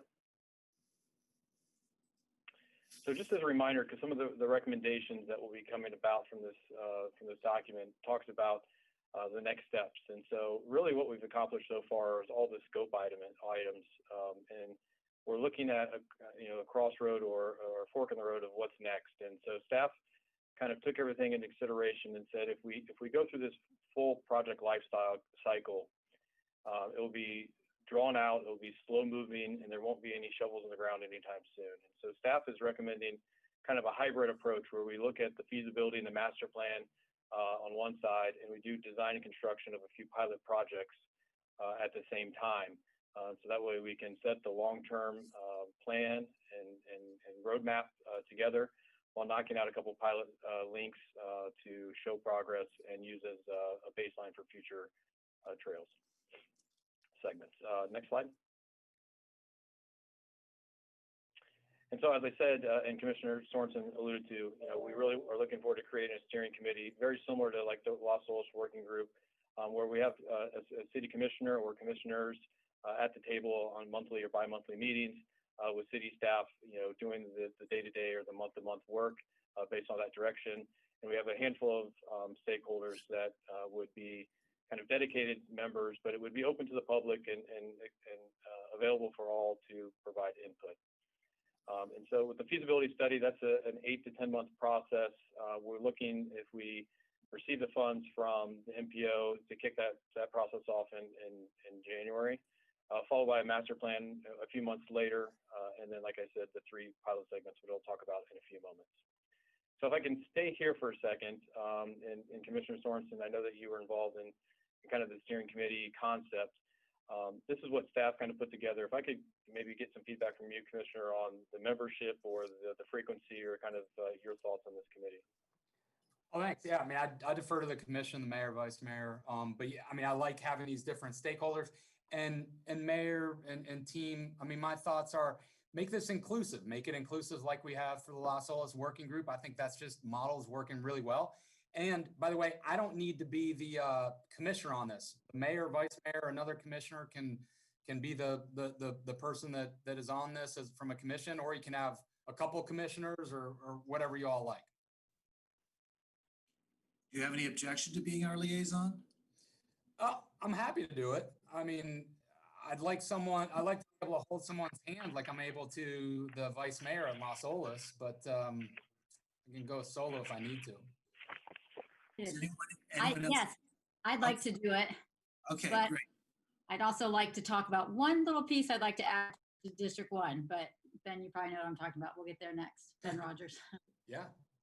Commissioner Moritas, I'm just going to warn you that he requires a lot of hand holding. So I know, I got it. I like parks and trails. I got it. I'm willing to do Very high maintenance, very high maintenance. Yeah, I've got one of those at home. Thanks. Good. I think you two will be great. I nominate both of you. All right. What did you want to say, Commissioner Moritas? You said there's one. Yeah, what I wanted to say is I love this beginning design, but every time I talk about this, I do talk about rails to trails. So I want to see how we can add it to this overall master plan, and maybe Ben Rogers has some ideas, and that has to do with the right of way of the FEC track. And if we do rails to trails, we can connect District 1 to the rest of the city, which would be lovely. Thank you. Yeah, Commissioner, we are looking at that, and that's one of the things that the feasibility study will identify for us, where right-of-way issues are, how much right-of-way issues we have, where easements are going to be needed, things of that nature. We've also been in conversation with Greg Stewart and the MPO about other opportunities to leverage that, and if there's ways that we connect this trail to a larger audience, there might be other funding sources available. So we've got a lot of different conversations going on, and I think that we're looking forward to getting this steering committee established and talking through some of the issues. The intent of this foundational document, like I said, was to kind of create a baseline understanding. It's not to mix ideas that have been brought forward. It's not to stop certain things, but it was really just to identify what has been done, what hasn't been done, and for some of the feedback where there's been either miscommunications or misunderstandings or just differing opinions of where city policies and staff sit on those things at this time. Heather, just a suggestion, and Ben, sorry, just a quick suggestion is, Heather, is if it's you and me as part of the team on this, I think we get going very quickly on this. I think at least to start, Heather, we meet every 2 weeks virtually, maybe for 1 hour, just to get people going. There's a lot of just kind of background stuff I think we're going to need to do before we can actually go. I think a 2 week, every couple weeks cadence would be helpful to get things moving. Sounds good. Hey, can I chime in for a second? Heather, I heard you mention that you want to connect District 1 to the rest of the city. You are a part of the city, but have you thought about the soccer team in Brightline? Yes. Help Well, out? Sure, and we also, and MPO has a plan also, there's a greenway up in that area that we even voted on as a commission up on Prospect, connecting through Tamarack and stuff. There's a whole nother green trail that we can also connect that will go, by that, the soccer field up there too. Not so much by the soccer field, but I'm thinking if Brightline is trying to move all these people, right? Oh, you're talking about Brightline moving to the FEC tracks? Yeah, but Brightline and the soccer team, because they have dollars that we don't normally have, that can probably do something in addition to and very, very special to make that happen. I sit on the MPO along with the mayor, so we know about that green space, but trying to go beyond the footprint is what I'm hearing you say. So maybe they can help us get there. Yeah, we can definitely explore that. And then there's the what is it? The Coastal Tri-Rail. I don't know if that's still going on. That would possibly stop. Coastal Link, I think. Coastal Link, where Tri-Rail was maybe going to stop, or I don't know. I don't know what Brightline is doing, if they're going to add some more stops to their rail as well. Well, I'm saying just to bring them to the table so they might be able to help us with our lot of trail and, and put their name on it or something. Yep, good idea. All right. We have a few people who signed up to speak. Ben, tell us when you're finished with your presentation. Ben Rogers, can you you can continue with your presentation. Okay, thank you. So this slide just illustrates some funding. We do have some Parks Bond money that's allocated to it. We do have a surtax project that was already approved, just waiting for an interlocal agreement to be executed. So we do have existing funds, and what we did as part of our review is kind of earmarked where those funds would go. Once again, this is a fundamental foundational conversation starter. There's nothing penned in permanent ink at this point, and that's where we'll get the feedback of the steering committee. Next slide. And then just a quick overview of the timeline from a trail-wide perspective, the feasibility study and master plan, it's going to take about 18, 20, 24 months altogether to get everything done. But the master plan will allow us to kind of create a menu of options. And so as we look to develop future segments and links and connectors, all we have to do is go to the menu and select what we need and apply it in each individual location. And then just a quick timeline on each of the three connectors that we would do as kind of a pilot project. And that concludes my presentation, Mayor. All right, great. Like I indicated, there's several people who signed up to speak. I'll call you by name in the order in which I received them. We have Terry Frank, followed by Rebecca Bradley. Terry, are you on the line? Is there Terry on? Yeah. Yeah, Hear me? Yep. Thank you, Mayor. Thank you, Commissioners. I am very excited for this project to move forward, and I am the president of the Mockingbird Trail, the Friends of Mockingbird Trail. As Friends of Mockingbird Trail, we do endorse the steering committee as a way to move forward. So I want to start with that. We feel it's the only way for us to really bring these groups together at this point and to get this project done. Saying that, on November 19th of 2019, Lauder Trail did come to this commission with recommendations, and pretty much the same recommendations that are being made today outside the steering committee. And those recommendations of Lauder Trail have largely been ignored. There are members of Lauder Trail that speak to that they're probably better as members of that group. But one of the recommendations was also for that city staff was going to come back to the Mockingbird or back to Lauder Trail. We had recommended at that point that we combine groups and that we leave this effort as Ben Rogers mentioned and uses the Emerald Trail an example. All the projects that they list in that guidebook, including the Atlantic Outline, the High Line, the Underline, the Chicago 606, I can list a few, are all led by outside groups. And there are real beneficial reasons for that. So while I endorse the steering committee to get us going, I'm really not sure if I understand why we are coming back to having this really be led as a city project, one that's really not best practice for a trail project like this and something of that magnitude. So I hope that the steering committee, as Commissioner Sorensen said, that we start very, very quickly and we go through that process. But I do hope that we, when the steering committee makes the recommendations, that we just don't come back to those recommendations being ignored, and that also that the city and Ben Rogers and staff are open to the recommendations of the steering committee, and not, again, kind of taking what I would just say as a lone approach. The Fort Lauderdale working group has not met since February 14th. In my opinion, they have used COVID as a reason to not meet, but there have been plenty of groups, including Las Olas Mobility Group, that has been meeting. So I'm not really sure what happened between November 19th and today to get us here. But I will say that we've been wasting time. Almost a year later, all we really have to show to it, to some extent, we have been able to get some funding, but it is a 60-page guidebook with recommendations to put a committee together to speak again. So I really hope at this point, we are able to put that in the past and move forward. I also just want to point out that the guidebook uses Emerald Trail really as their best use comparison and uses a project cost of $30 million for that. I've spoken to Ben Rogers about this on several occasions and believe that Indianapolis Culture Trail is a better project for us to reference. I just want to be clear that when that trail was built in 2007, it cost $64 million.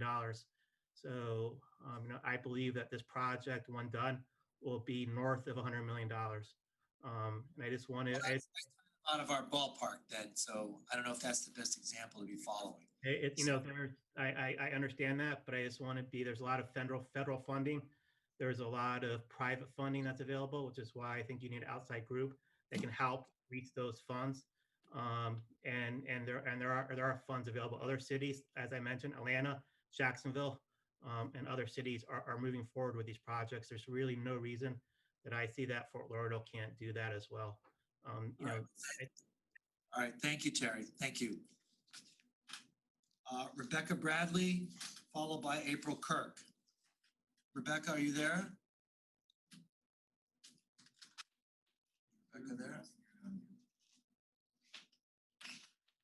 Rebecca, unmute yourself. Is she there? We asked her to unmute. She hasn't unmuted. Is she talking? I'm not gonna be able to see it until she unmutes. Rebecca Bradley. All right, let's move on to April Kirk, followed by Camille Wilson. April, are you there?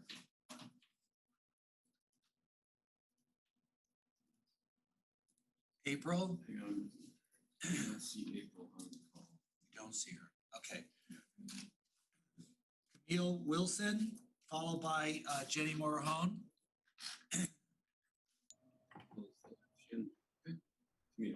Camille? Yes, Hey, how are you? I'm doing great. Can everyone hear me? Yeah, we got 3 minutes. Okay, great. I will keep it short because I don't like speaking in front of people, but it was important to me to join you guys today and speak a little bit about my concerns and my hopes for the future with this project. So this morning when I was trying to prepare, I looked through some old emails and I found one dated May 4th, 2015. And this was a message from me to support at Mockingbird Trail, and it was for attending my first Mockingbird Trail Roundtable. And it reminded me of when I first came to know about this project, and I didn't hear about it from a billboard or a commercial. I heard about it from good people in my life and good people in the community. The two largest donations that I've made in my life were for the Barack Obama presidential campaign and to the grassroots funding for Mockingbird Trail. And while my donations were monetarily not very large, they were very significant to me, and they were very important for me to act on. I'm disappointed that 5 years later, the creative projects like this aren't happening in our city, And here we are in 2020, and if it's taught us anything, it's that we all need creative outlets, community projects, and connections with one another. Today, I'm asking that all of you great commissioners acknowledge the many years of organization, knowledge, planning, consideration, and community input that led to this project. It was important enough for me to speak today because the report that the city staff worked on that we just looked at seems to ignore a lot of the facts and the history. Mockingbird is a nonprofit that has a proven history of community engagement, fundraising abilities, local design talent, local creatives, and much more to offer, all for the benefit of this project. So like I said, I do want to keep this short. I just kindly ask that the commission review and approve the MOU that the Friends of Mockingbird Trail submitted. And I think it would be a shame to ignore all their past work and their abilities to do even more for us in the future. So that's it. Thank you for your consideration and for your time. All right, well, thank you. We appreciate it.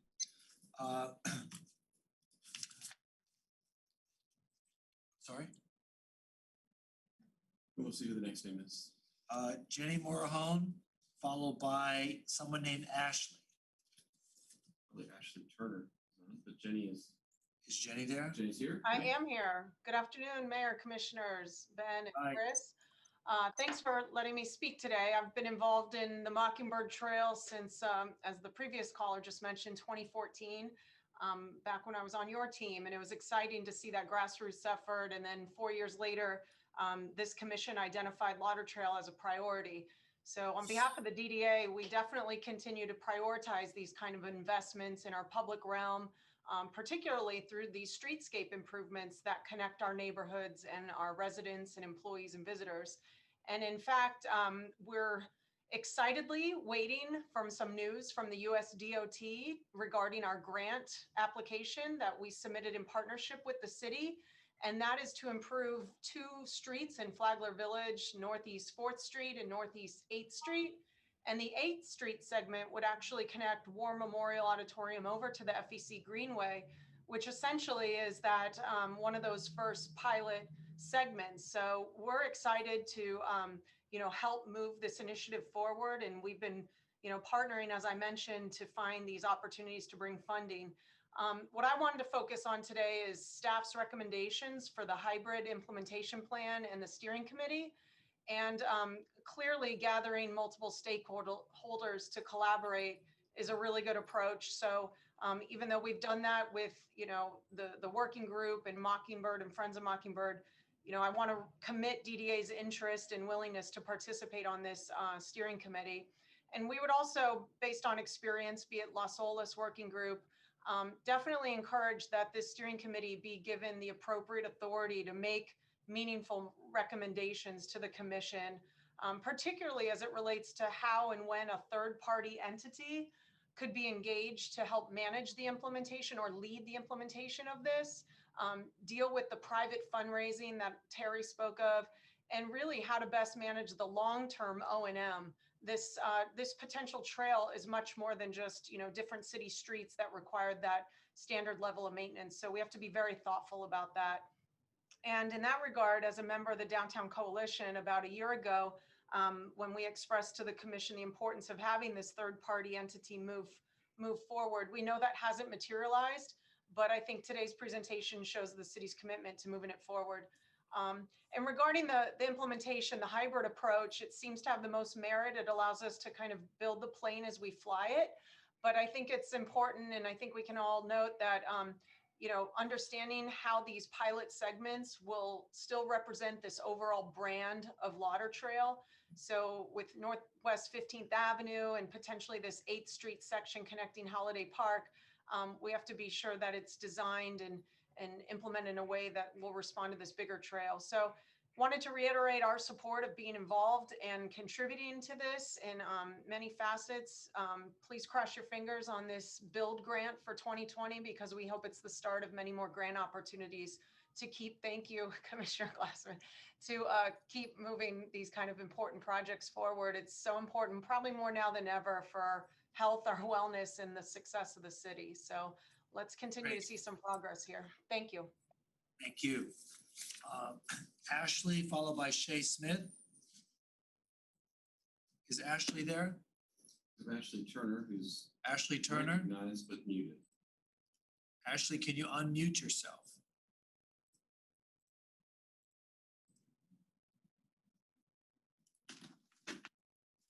Going off of mute. Okay, is Shay Smith there? Shay? Shay is there. Shay is recognized. Just needs to unmute. There we go. Shay?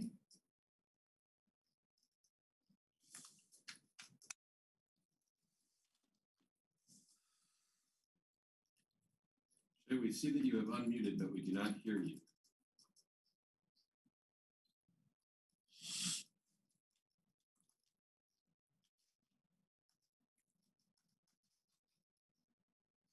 All right, well. Okay, there you go. Can you guys Shay? hear now? Yep, yes, I had we to can hear you. unplug and plug back in my Bluetooth device. Can you hear now still?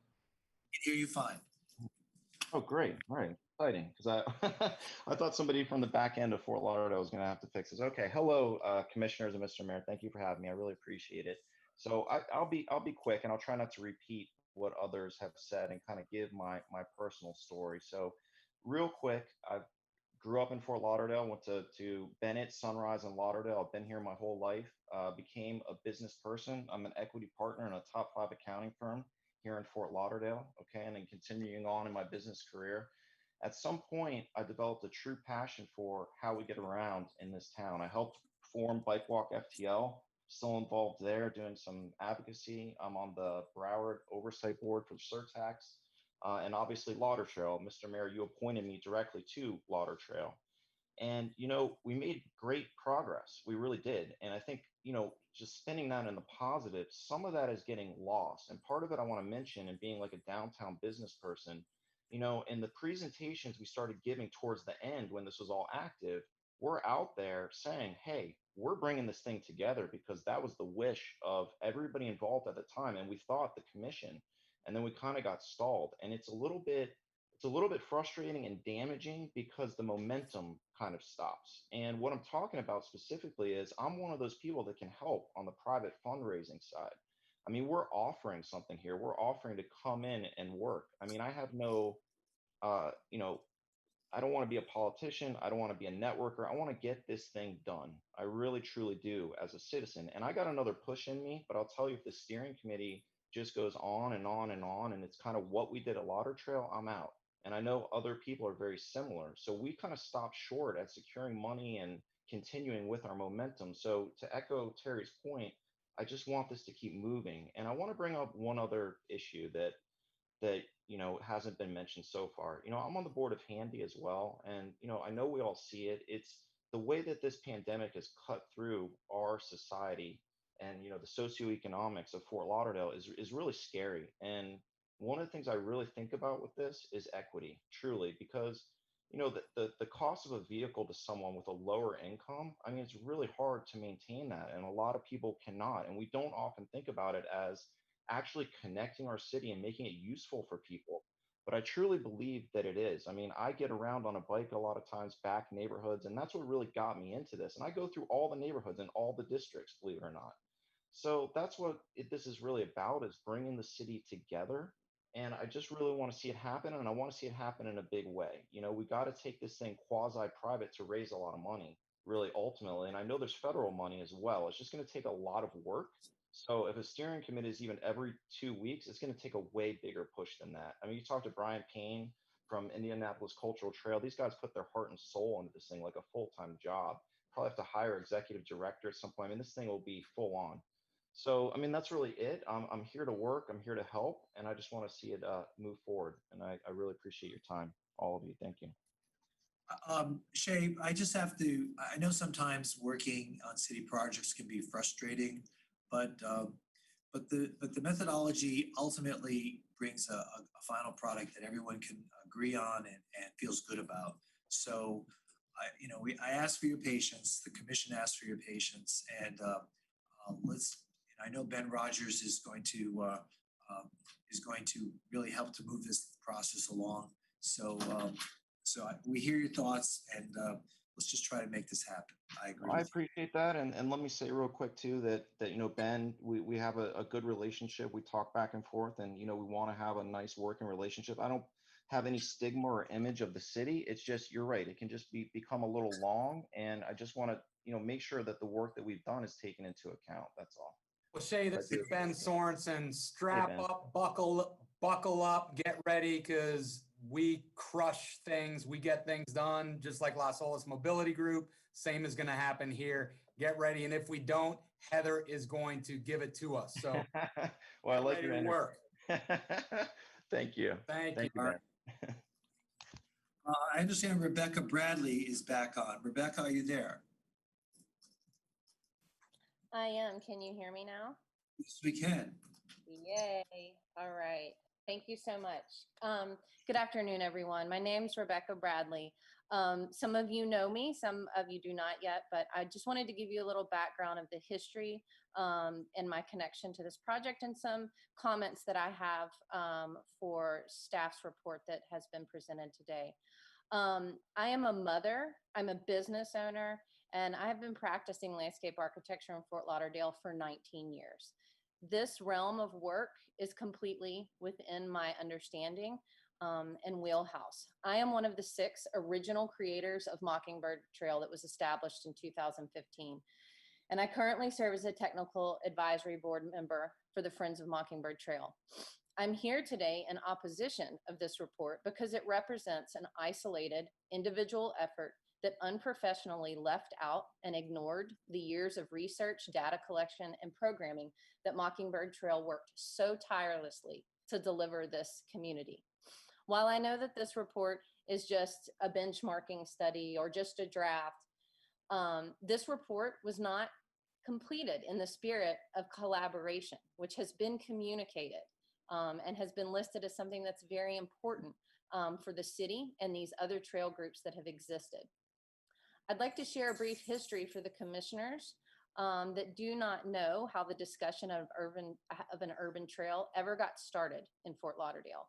There was a small seed of an idea of an urban trail that was planted in 2015 with a group of community members. This was funded by the Community Foundation of Broward. Over the next 3 years, the trail grew its support, and the Community Foundation spent $50,000 that was matched by private community members. This funded community events that resulted in the naming, branding, research, programming, website, and the public art elements that you all see completed to date with Mockingbird Trail.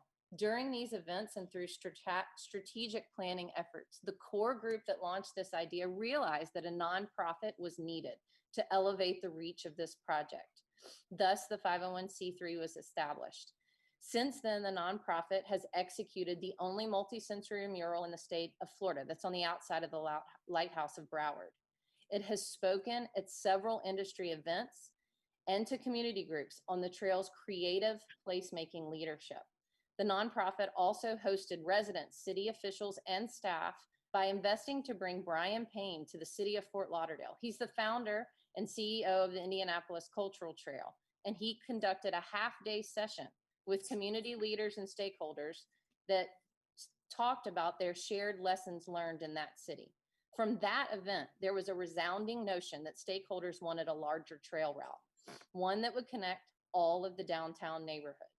The Friends of Mockingbird Trail listened to those stakeholders, and in January 2019, shared their vision with input from the community of an extended 8.5-mile route.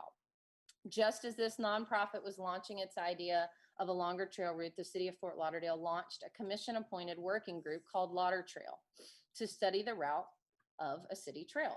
Within a few months, members of both of these groups realized this was a redundant effort.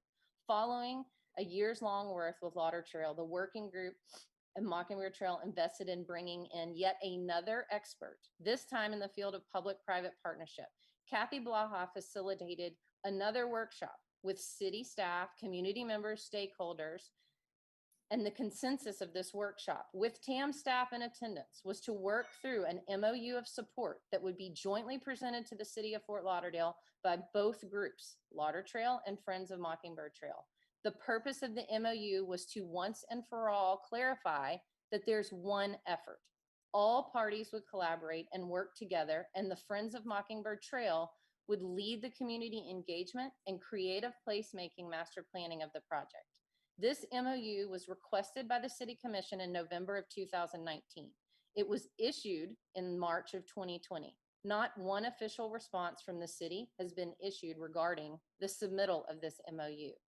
I am here today to express my extreme frustration at the lack of professionalism and respect in which the city staff have conducted themselves in regarding Mockingbird Trail's 5 years of existence in this city, and most recently, the MOU submittal. I respectfully encourage each commissioner to review all the files that I have uploaded and that I shared via email as part of this opposition. These documents give clear evidence of the work that has taken place, the strength and the value that lies inside of the Friends of Mockingbird Trail as your nonprofit partner. This is a group that has put equitable community engagement at its forefront.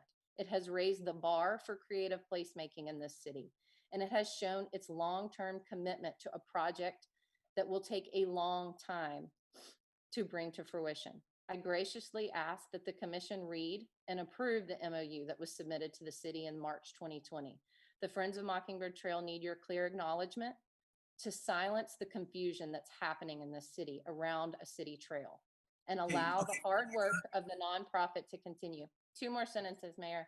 If the residents and businesses do not see that the city recognizes Mockingbird Trail with the proposed MOU, there's no ability for the nonprofit to engage with residents for their input or to privately fundraise with transparency and trust. Please review and approve this MOU so that we may work with you to bring a legacy trail to our city. Thank you. Welcome. Mayor, can I share some feedback? Yeah, okay, go ahead. Rebecca, hey, Ben Sorensen here. Hi, Ben. Hey, so Terry's been the president of Mockingbird, right, for a good period of time? Correct. Yeah, so he and I have had many conversations about the MOU. Have you guys talked about that? Well, we have not had any official response from the city. I've been talking with Terry about this for a long time. So sorry if that, that my communication with Terry didn't get back to you, but yeah, we've been having long conversations with him. The other thing is we haven't had an official response because something else happened in March of 2020 that kind of sidetracked us. We're well aware of that. We are all aware of what happened in March of 2020. Right. So it's not that we showed disrespect for your work. It's just that, we have not had a chance to address it. So today, the whole purpose of today was to re-engage the efforts, not to exclude anybody, but to include everybody. And if you had sent the MOU to each of us, I will go back and revisit that. But again, it wasn't meant to try to supplant your efforts, but to augment them and to incorporate them into a final product. I think that's all we're trying to do today. Isn't that Ben Rogers? Isn't that what we're trying to do here today? Yeah, that's correct, Mayor. And as Commissioner Sorensen alluded to, there's been conversations with Terry and with Jay. I've met with our city attorney. I've met with our procurement office, and we have reviewed this. And once again, part of the document that we drafted and what we're working from was to identify that the answer is not no, but there are certain challenges that we need to review and figure out how to either work through or get around. All right, because I recall the expanded Mockingbird Trail had great merit, and it did a lot of work that we didn't have to do in terms of trying to establish a water trail because somebody else came up with the idea ahead of us, branded it differently, but certainly we could incorporate many of the elements that it recommends. I'm not sure how economically feasible it is. That's what you're going to come back to us with. We certainly don't have $100 million. We don't even have a fraction of that to work on. So, all these are great ideas. We have a different infrastructure than any of these other cities that you mentioned, but this isn't meant to be exclusive by any means, Rebecca. So I'm sorry that feeling is being held by you. It's not meant to be. Okay, Jay Scheckman wants to speak. Jay, are you there? Yes, I'm here. Hello. Got 3 minutes. 3 minutes. Okay, hi, everybody, Mayor, Commissioners, thank you all. As some of the other speakers have alluded to, you know, the Lauderdale Trail Group has not met since February. The city had canceled, you know, our regular meeting, so I'm not able to, you know, due to sunshine law, I have not been able to speak with other members of the board, but I can say that I personally support the creation of the steering committee per staff's recommendation. I also support the idea of dual tracking, master planning, and then also doing construction on the first couple phases. This is what the Lauderdale Trail, you know, the Lauderdale Trail Working Group had hoped for. The concern about money is, I really think, not something we need to think about now. I think what we want to do is create a master plan, something that's truly unique, and we want the groups like Mockingbird Trail, who have had a passion and who will make sure that this trail is truly something iconic and something we can be proud of. We want them to be truly involved, and if they can't drive that process, to at least because of parks bond restrictions, at least through this working through this steering committee, to be able to at least leave their impression and their creativity and their imprinting on this master plan. Once this master plan is done, and it'll be the first of just the core route, and then it can expand from there. Once it's done, the money will come. There's no question.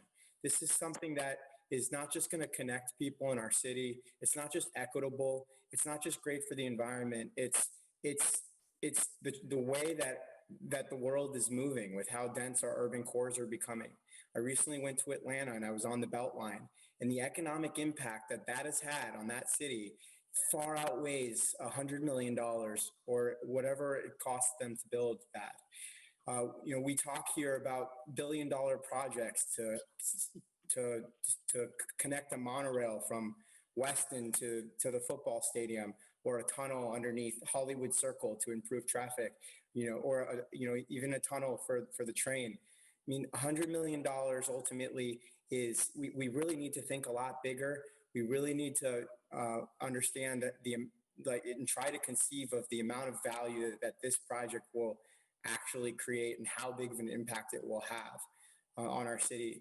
And I really, you know, with regards to the staff recommendation, you know, to me, while I agree with their steering committee and I agree with dual tracking all of this, I do feel that their report, it was somewhat slightful to, you know, all the efforts of the Mockingbird Trail group. I think that we should have some sort of resolution, if not the MOU as proposed by the Mockingbird Trail group. There should be some resolution that at least acknowledges that group, because we need a group that's passionate and creative to carry on a project like this after you and myself are no longer involved with, you know, city politics. All right, thank you, Jay. I appreciate that. So Ben, you heard all that? Ben Rogers? Yes, sir. Got it. Okay. All right. So please do your best to try to collaborate with Mockingbird Trail folks and be inclusive in our efforts. I'd like to see, if you could send me a copy of the MOU. I'm not sure where it went. There was a bit of confusion in March. I want to make sure I get to see that again. If you don't mind sending that to me. And all right, and good luck. And we'll wait to hear back. Okay. Mayor, just a quick question for Ben, and can we, so, you know, can we move forward with and pending schedules, but getting this group going and meeting in the next couple of weeks? That's for you and them to figure out. Great. Yes. So you're good with that. Ben, we're good? Move forward? Yeah, I'll follow up with the city attorney to make sure the group structure, make sure there's no restrictions or anything like that, get all that finalized and cleared, and then I'll reach out to your office to schedule a meeting. Okay, perfect. Thank you. Thank you, everybody. Moving on to business 2, disparity study. We need Chris here for this, so. Chris, Let me get him.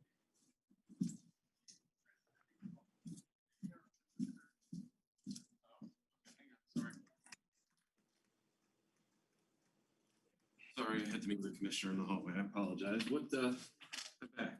we're on the disparity study Yes. regarding utilizing MGT Consulting Group to talk about disparities between and utilization of availability of minority and women-owned businesses in the city's relevant marketplace. Right. I'd So like to speak to that. yeah, thank you for that. So this is the results of a study, but that's been going on over some time.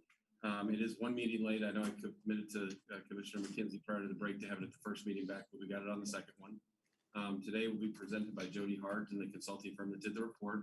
We're looking for some additional policy guidance and your reaction, so that based upon what you hear, we either discuss and decide, or we discuss and decide later amendments to our procurement code that might be appropriate to meet the compliance with the outcome of this disparity study. So with that laid, I'll turn it over to Jody Hart for the first part of the presentation. Hi, Jody. Hey, good afternoon. How are you?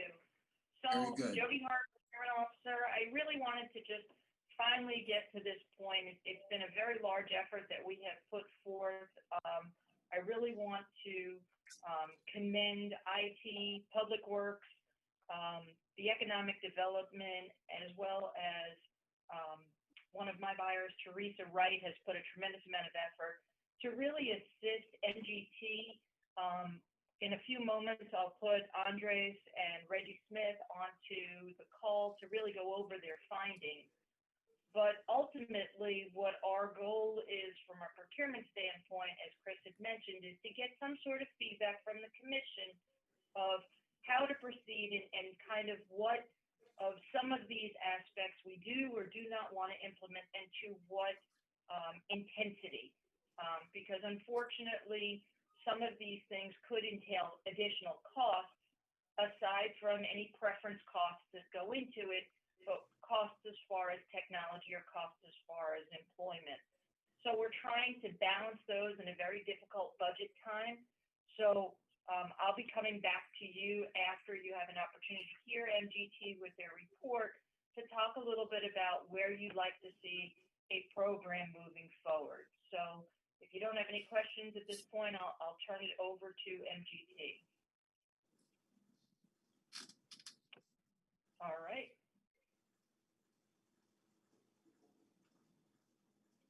All right. Hopefully everybody can hear me now. Thank you, Jody, for that introduction. My name is Andreas Bernal, and I am one of the managers with MGT Consulting Group. Good afternoon, Mayor, Vice Mayor, and Commissioners. Like Jody just mentioned, this was a long process, and we thank her and all of the people that have worked on it, especially Teresa, IT, for all their help.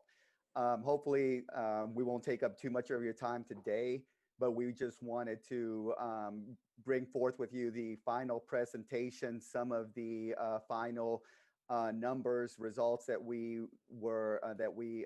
that came out of this presentation or this report, and also provide you with some recommendations for moving forward. Just a quick kind of introduction of our company. MGT Consulting is a consulting firm out of Clearwater. We also have offices in Tallahassee, and we've done numerous disparity studies since the first one in 1990. Next slide, please. So quickly to talk the three main points that we're going to talk to you about today. And I believe that Jody has the entire report. I'm not sure what the plan is to give it out to everybody, but she does have the final report. We're just going to go through some. Okay, great. Thank you. We have some. Great. Thank you.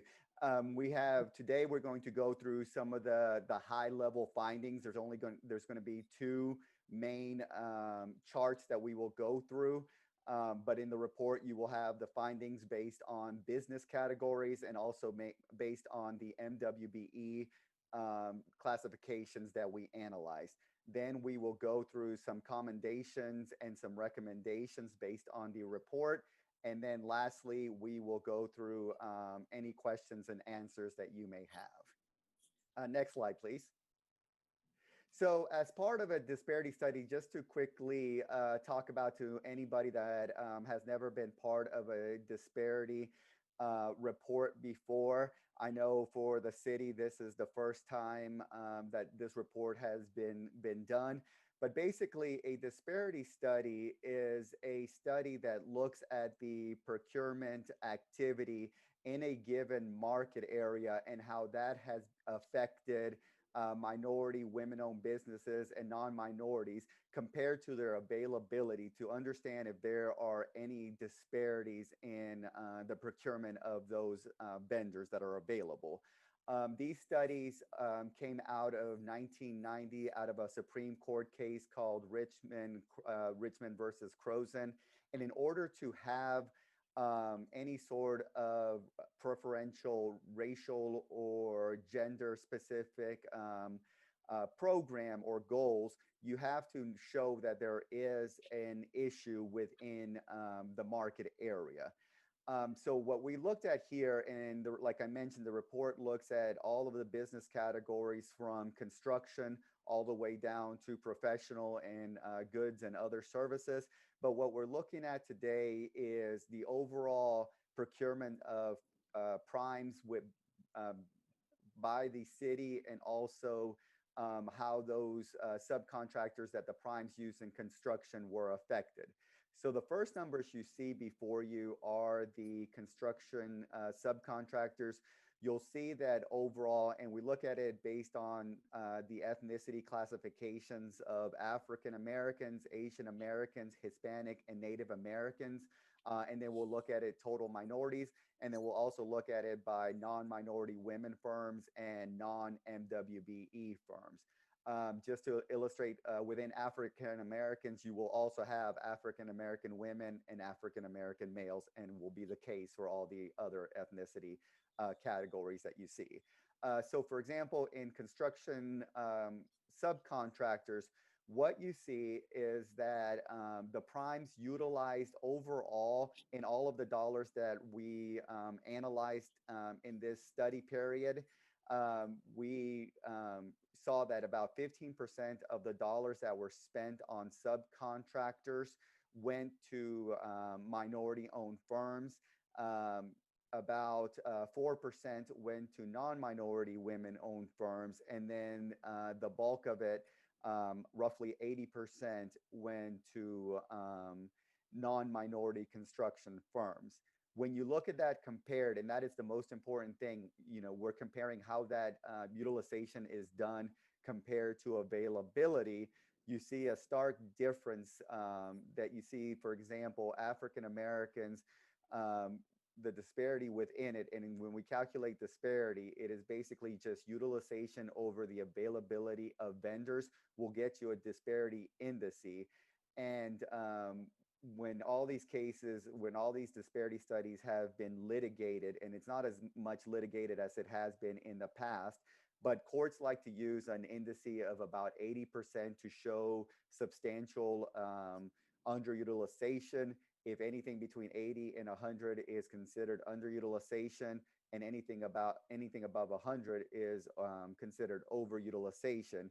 And we also take it a step further by analyzing statistical significance, which basically just shows that, you know, if any of these differences that we see happen just by random chance, or if there is something that needs to be investigated when it comes to the underutilization or overutilization that we see. So for example, for African Americans in construction subcontractors, the disparity indice was 25. So that means with the 4% that was utilized, there are actually about 18% of the entire population of construction subcontractors that are available to do this work. So you can see that that is substantial underutilization, and that is statistically significant at what we would consider a 95% confidence interval. So meaning that out of 95% out of 100 times, you will have this kind of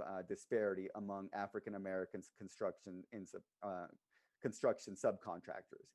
Now, overall, as a looking at it as a total minority, you will see once again that you have substantial underutilization for construction subcontractors, with availability being about 50% of the total population is minority construction subcontractors that are available, and our disparity indice is about 31. Once again, that is substantial underutilization. And then for non-minority women, it is still substantial underutilization, not to the same level as minorities, but you get a level there of 71, almost 72 as your disparity indice. So what this means is that basically in the construction industry, primes are not utilizing available minority and non-minority women at the same levels as non-MWBEs. For primes, you have a similar effect. Basically, when we look at primes, that is, what are the utilizations that the city of Fort Lauderdale is using their primes at what level? And this is at the all procurement category. So basically, when you look at the report, it breaks it out by construction, A&E, professional, and the other categories. There's 5 categories that we looked at. But overall, for the sake of time, you will see same kind of effect here as before, with total minority prime individuals being utilized at lower levels than are available. And the disparity here, once again, is substantial at about 16. 16 is the number for total minorities. And when we look at non-minority women, that is even greater effect than we saw with subcontractors. Here, the disparity is 6. So what does that mean? It just basically means that the city of Fort Lauderdale overall is not using primes at the levels that are available. Next slide, please. So as part of the disparity study, what we also like to do is, you see the numbers before you, you see the raw data, but we want to be able to see what is it that people are, what are the issues that vendors in the prime community or the subcontractor community are having with doing business with the city or doing business with the primes. And overall, and we have a whole chapter dedicated to anecdotal activity. And we did surveys of vendors. We looked at in-depth surveys. And basically the same message was being said across the board, that it was just hard for minority vendors and vendors in general to really understand the procurement process for the city. They had a lot of times they had difficulty going through all the paperwork. They had difficulty navigating the city's programs, their paperwork, their requirements. There was many vendors that felt that the process, they weren't vetted out properly. They just weren't aware of the opportunities that were available to them and how to navigate the city's program. Next slide, please. So finally, we get to commendations and recommendation, and these are all based on the all of the activities that we did, the quantitative, qualitative analysis. And first and foremost, even though the city doesn't have a MWBE program like many larger cities do, they do a very good job, and the city should be commended for their vision of increasing participation of minority and women-owned businesses. We do know that there's language in the ordinances, as illustrated here, that they try to make it available for firms to be utilized. Also, the city should be commended because this is something that a lot of the times is very difficult for many cities to do, but they should be commended, like Jody and I had mentioned earlier, the IT department for all their wonderful work with their financial management system, and also for the collection of construction subcontractor data. We were able to go on site and collect that data. That doesn't mean it, of course, it's everything can, there's room for improvement, but we were very impressed with the data that we got and with the cooperation from the city as a whole to get this project done. With that said, next slide, please. Several recommendations that we look at, and first and foremost, we understand that having a race and gender specific program, like Jody said, it can be difficult. It can be time consuming, and also more importantly, it costs money to run. So MGT, looking at the data, looking at everything that we've seen, one of the things that we recommend that the city do, and it will help increase the participation of minority and women-owned businesses, is having specific small business aspirational goals. Based on some of the numbers that we've seen, it is possible to utilize small businesses at a greater levels, which would in turn increase the participation of MWBE firms. Also, the city should consider using what we consider called SBE bid preferences, maybe even doing some sort of bidder rotations scheme to limit the use of the same majority firms over and over. If they are available and if they do meet the needs of the city, they should be part of some sort of rotational scheme. We should always encourage the participation, just continuously supported based on the ordinance of small businesses. One of the things that we also recommend for larger contracts is breaking it out. Unbundling is what we call unbundling large contracts, and maybe putting them into smaller components so that they're easily available to small businesses to bid on. And then the other two things that we would recommend is doing some sorts of website improvements that make it easier for the public and contractors to know about all of the opportunities that are available to them. And then the last thing is create some sort of electronic method for tracking subcontractor participation and utilization for both MWBEs and non-MWBEs. Like we said, we were able to get the data from the hard copy files last summer when we went on site, but it definitely moving forward, if it's available and the city can do it, we would recommend doing some sort of electronic method for tracking subcontractor participation. Next slide. So these are, if they were going to do any sort of race and gender specific program, these are the goals that we would consider based on the availability and the utilization. So basically, the two of the main things that we would consider from our report based on race and gender specific recommendations is that prime contractors should really do a better job of documenting their outreach efforts, and maybe even document the reasons why any qualified MWBEs were rejected based on low bidding or any other factor. Also, if we're going to have any sort of aspirational goals, we should look at it based on the business categories that we did in the report, and looking at it as an overall level. These are the MWBE goals that we should be looking at. So for example, just overarching, about 12% for prime construction, about 23% for construction subs. Those are the two largest ones, but in the smaller ones, A&E about maybe 11%, professional 6%, other services 2%, and then goods and supply about 3%. Next slide, please. So that takes us to the end. I know I went a little bit quick through it, but the report itself outlines everything, all of the work we did. Are there any questions or comments from the commission or mayor or vice mayor? Any members of the commission have any? First of all, let me commend you on this work. I thought, I think that it was a tremendous effort on your part to try to cull together the facts and understand our operation here at the city.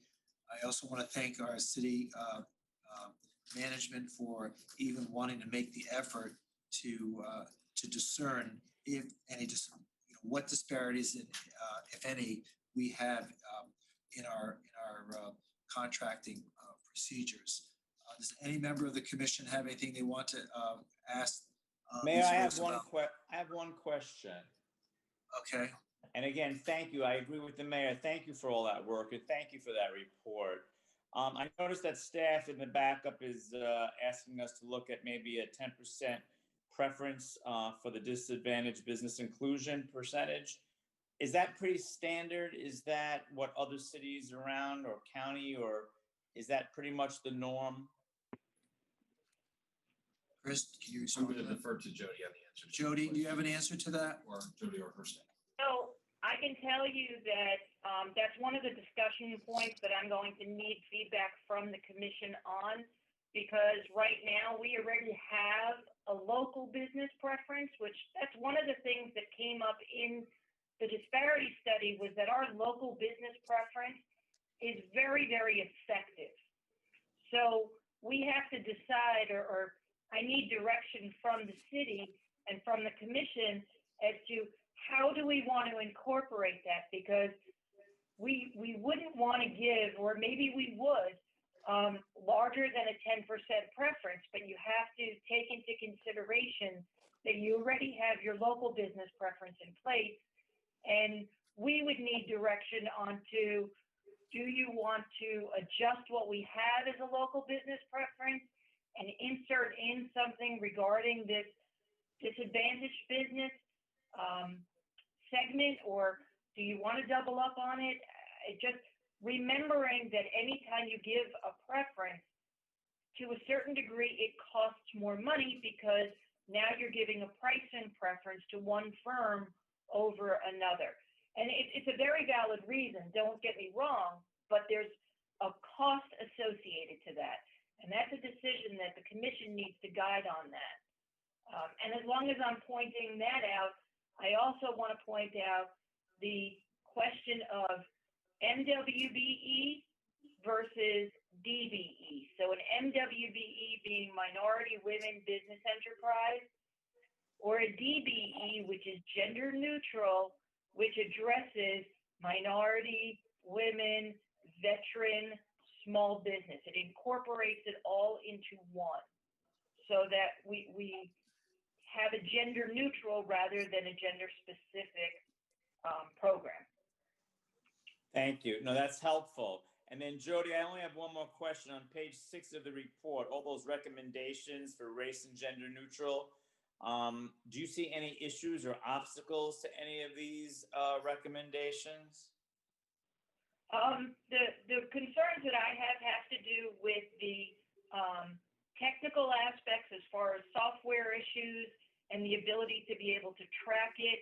I do have some ways that I can recommend us to deal with better outreach, as well as trying to implement a program without putting much cost into the city. And that has to do with whether or not the commission is in favor of utilizing other agencies that have very extensive outreach and disparity programs, such as the county or the school board, and utilizing their pre-existing certification programs, rather than us being responsible for certifying individual vendors on their own. So that's a way of accomplishing that. Well, let me ask you a question, Jody. Let me ask you a question. Vice Mayor, you're done? Yes, I am. Thank you, Commissioner. I just want to home in on that particular issue.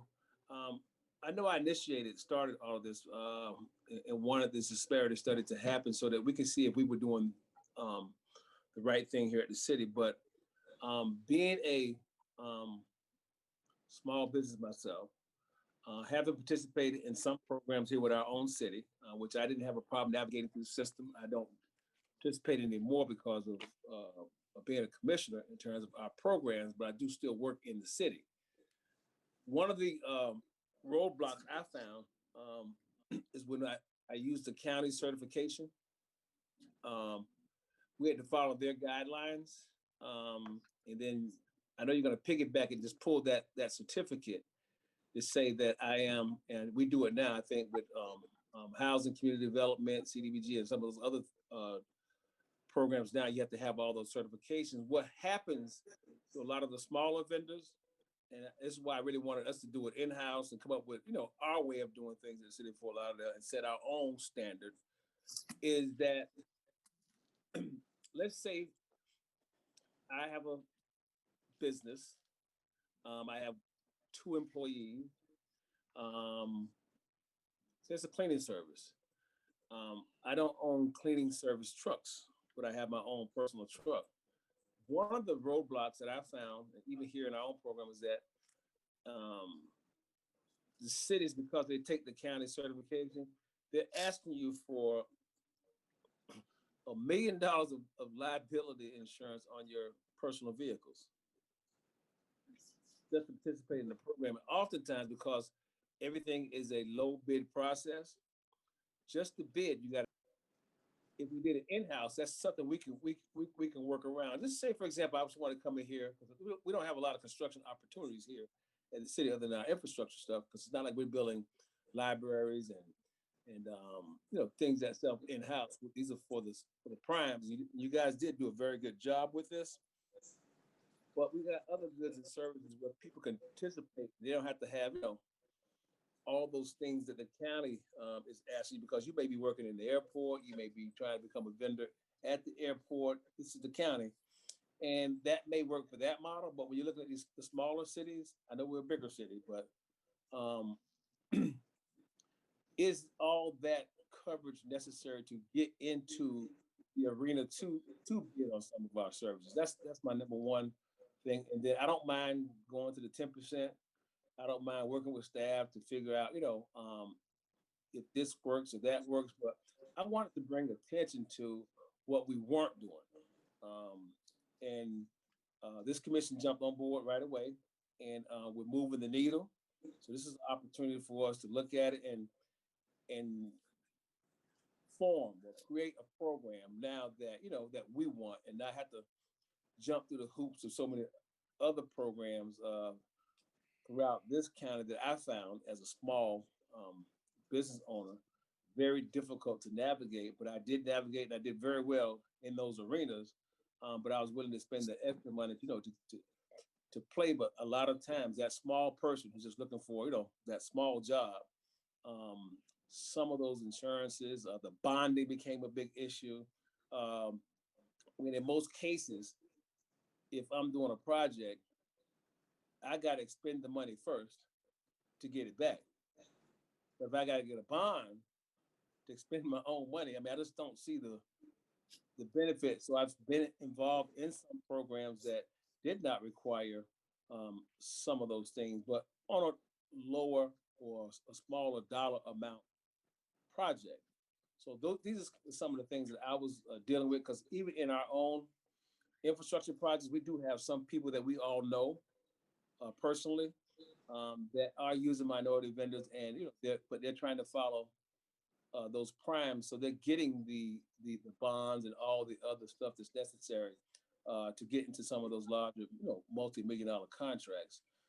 So if 10% is our goal, maybe we come up with something in-house that's not so costly, and just give people an opportunity to come in and look at our cleaning contract, or purchasing paper, supplies, right now PPEs, and just some of the stuff that we do day in and day out. Giving an opportunity to the smaller minority businesses. And thank you, Jody, for doing it. I know it took us a while, but thank you and your staff for doing this. And where we land is what I'm concerned about, and I think we can all put our heads together and come up with something really, really great. So I absolutely respect and appreciate it. Thank you for the acknowledgement. I will tell you that I can present back ideas on some different ways that we can handle it. But I will be honest and tell you that taking these steps is going to have a cost associated with it. And I just want to make sure that the commission is prepared for that, because when we do things like try to create a set aside so that we can get certain businesses to be engaged and involved, or we try to create a specialized certification program or break off different projects. Instead of mass contracts, we do smaller contracts.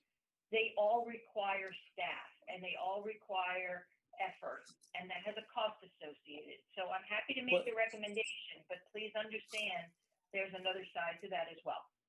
Well, I think we'll cross that bridge when we get there, but also think about this. If you're licensed and insured, all folks are asking is to have an opportunity to participate, not so much a set aside, but when you add all those other things up that make it more expensive for the smaller minority person to participate, then it's almost a discrimination perspective from that small person, because they have the same license to build the fire station. They have the same insurance to do it.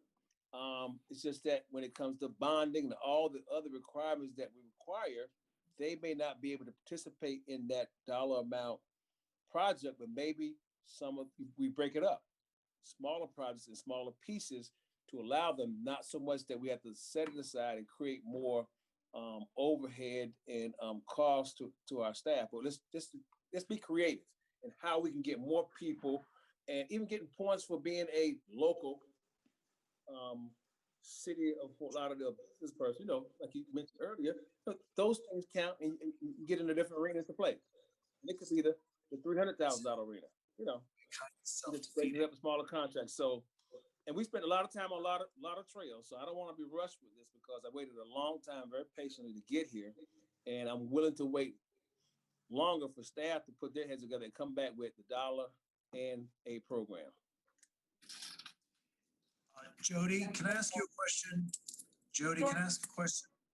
So you mentioned two categories. There was the minority women business enterprise, and you mentioned the other category. What was that again? It's a disadvantaged business enterprise. It's called DBE. And what that is. Yeah, go ahead. What that is it's everything that's included in MWBE as well as small business and veteran. So it becomes gender neutral. So it's gender neutral. All right. So you mentioned a couple of categories, but those categories were not exclusive, right? It would include anything that isn't gender neutral. In other words, would LGBT vendors be part of that category? Reggie or Andrews, does that fall into it? Well, that actually typically may have not fallen into it, but based on some Supreme Court cases, LGBTQ will fall into it. Disadvantage is more of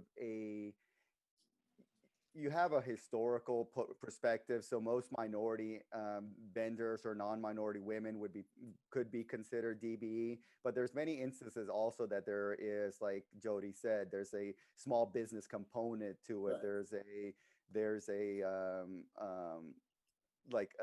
revenue, a yearly revenue to it. So just because you're a DBE doesn't mean that you're necessarily a minority. So for example, a veterans, which it's hard for a disparity study to analyze, but a veteran-owned business could be a DBE if it meets several criteria. Right, like me, for example, Mayor, when I did all those different acronyms, a lot of it was exactly like he just explained. Not so much that I was a Black male. It had to do with my revenue in my business that kind of got me the certification. And if I was local, I got another criteria checked off. And if I was a veteran, I got other criteria checked off. So it wasn't just because I was Black, but the disadvantage part comes in with the amount of money or revenue your companies are bringing in. So then they give you that certification. You get to participate, like Jody explained earlier, in a smaller contracted service of those municipalities. Am I correct in how I gave that explanation? Yes, sir. And your LGBTQ community could participate in your DBE program, simply because that's a race and gender neutral program. And when you start looking at race and gender specific, then you're looking at the groups that are protected by the Constitution. Right. And so, you have a wider, you cast a wider net with your DBE program, which also is patterned after the federal government program as well. Okay, very good, thank you. Okay, moving along. Any other questions of these folks? I think they did a good job. I agree. Thank you so much, everybody. I really appreciate it. Thank you. All right. Thank you. Do you have what you need from us? Yes, I do. Okay, great. So where do we take it from here, Chris? So it sounds like we're going to come back with a, excuse me, with a recommendation. I'm going to probably, it's always easier to bring back something, I think, unless the commission says differently. I think we'll come back with a recommendation and let the commission react. It's sometimes easier to start there than it is to start to take notes and try to put something together. So Jody and her capable team will come up with a recommendation. We'll be back in front of you. We just wanted to make sure that this was moving in the right direction. Okay, very good. Thank you. Okay, so moving on to CF1, conference report, interim status, Las Olas Boulevard corridor improvements and aquatic center renovations. Who's going to be talking about this? Clarence? Good afternoon, Mayor and Commissioner. This is John Herbst, City Auditor. John Herbst, how are you? I'm doing well, sir. Hope you're all doing good. So this is just an update on our ongoing audit of the beach CRA construction projects. The first portion of the project was the garage, which is 99% complete. We are still unable to close that one out. We've been trying to close that out for months now. Unfortunately, the contractor, Skanska, has not provided the final documents necessary for us to do that. Our outside auditing firm, Cars, Riggs, and Ingram, has asked for it. I've also sent them specifically a letter referencing the right to audit clause in our contract, and I've gotten no response from them. I've also called and left messages with no response. So I don't know why. I don't know what the problem is, but until we're able to get that final last bit of documentation, we won't be able to close out that project. What does the documentation refer to? It's the final invoicing. There are some punch list items that need to be done, and we need to get the, again, as I said, the final invoicing and pay application information from them, supporting documentation that underlies those last payments that'll be required. So going back, have they resolved the issue regarding the screening that was rusting? I don't know where the resolution of that is. For that, I'd ask perhaps Tom Green, our city project engineer, to speak to that. Tom, are you on the line? He's not, it doesn't look like, but I do think Ben Rogers is, and he's just as up to speed as Tom is. Maybe they're equally up to speed. Ben, can you fill us in on that? Yes, Mayor and Commissioners, Ben Rogers, Transportation Mobility. The mesh is one of the items that we're reviewing. We've had multiple proposals and conversations with Skanska about how to rectify the situation, ranging from removing the mesh to painting the mesh to cleaning the mesh. And so right now we're working internally with the city attorney's office to evaluate those options, and we'll be responding to Skanska sometime in the near future. All right, so it's not really just what the city auditor said then. There's some significant issues that are outstanding before we can sign off on the final acceptance of this product, correct? And I think that's part of the punch list items that they're referring to. And again, that's part of the punch list items, right? There's punch list items that need to be completed, and then financial documentation that comes along with that. Well, it's more than just, just a patch in the wall here. This is a major aspect of of this garage. So we're far from closing this out, as far as I can see this. I mean, it's a functioning garage, and overall, tremendous compliments on the lighting, display, and everything. But that metal mesh is going to really be a heartburn issue. And we need to really try to figure out a way to resolve it. But okay, so that's where we're at. Any questions from the commission? The other item that we have on there, Mayor, is the Fort Lauderdale Aquatic Center. We're continuing to review the monthly pay applications with that. You may recall that the commission just recently approved an extension of the auditor's engagement with that because the contract itself for Hensel Phelps has been pushed back 9 months. So we're moving forward on that. We continue to find items when we review those pay applications that need correction by the contractor. We forward all of that to the CRA project manager in real time so that they can communicate those corrections back to the contractor. And so far, I think that's been moving along pretty well. And I think that's it for the time being. So we're moving along with the projects that we have currently, and we will continue to keep you apprised of anything of significance. And we certainly inform management as we are going through this. Is there an estimated time by which they feel that the aquatic center will be completed now? So again, as I said, there was 9 months of additional pay applications, but you'll recall we still don't have a final agreement yet on the south building. So that's one of the things that we're going to be working towards is getting that incorporated into the overall project. And I can't tell you how much time that's going to add to it. That's an engineering question beyond my scope. Chris, where are we? Do you know? Do you have anything that?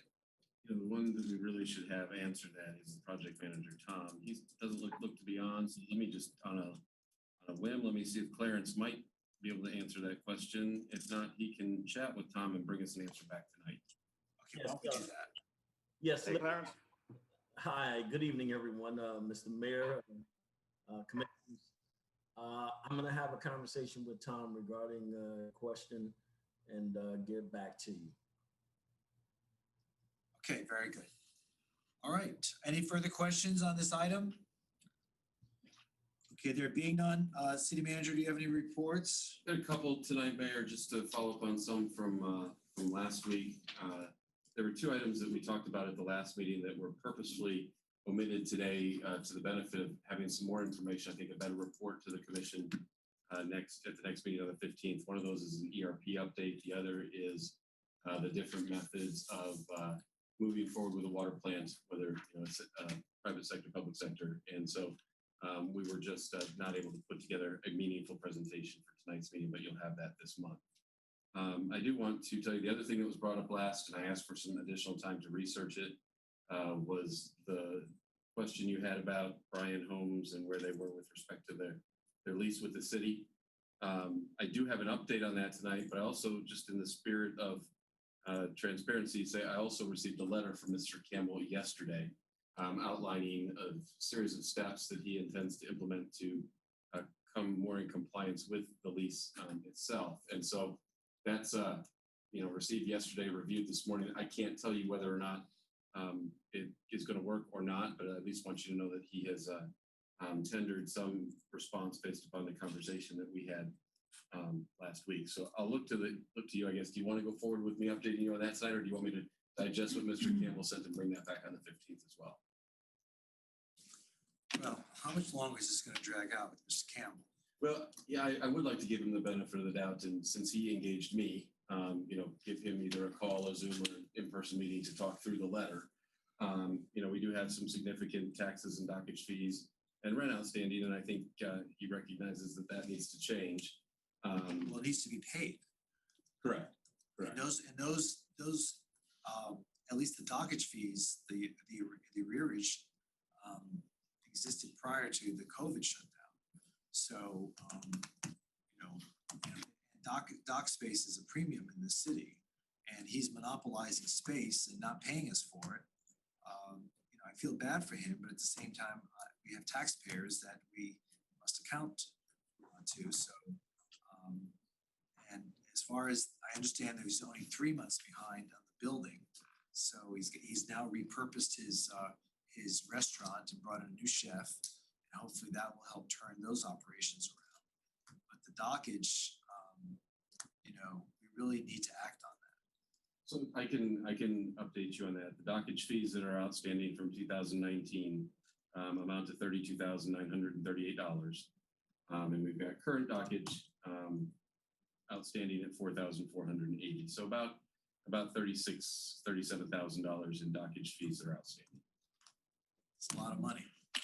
Well, mind you, Mayor. Yes, sir. The 3 months is what he came to us trying to do, like many other businesses that were doing during that time, which were asking us for, what do you call it? Not a forbearance, but a 3-month forgiveness.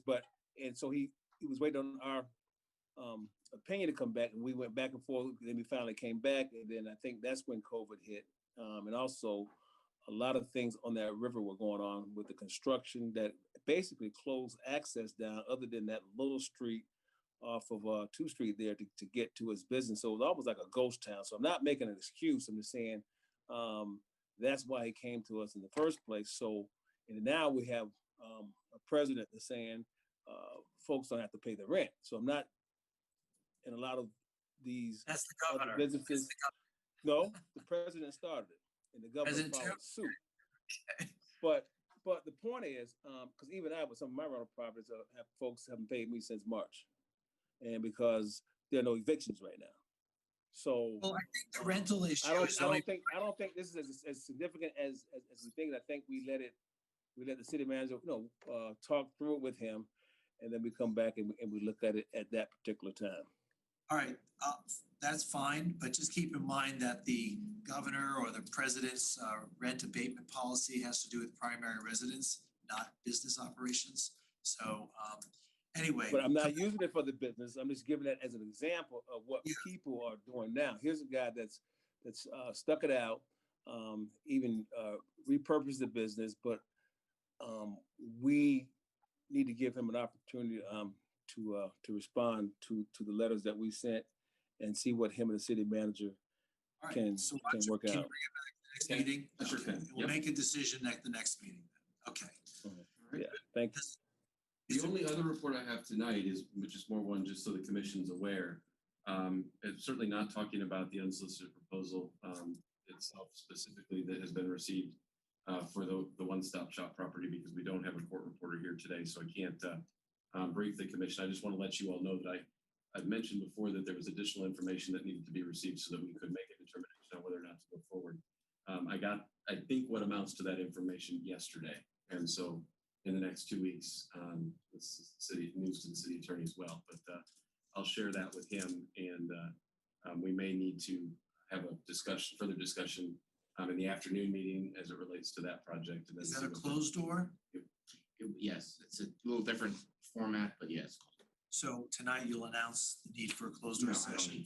I just need to have a court reporter here that I didn't have today, which is why I can't ask you all to, everybody go away and talk about it. So next conference meeting, we'll have that as an agenda item. It'll be a closed door session.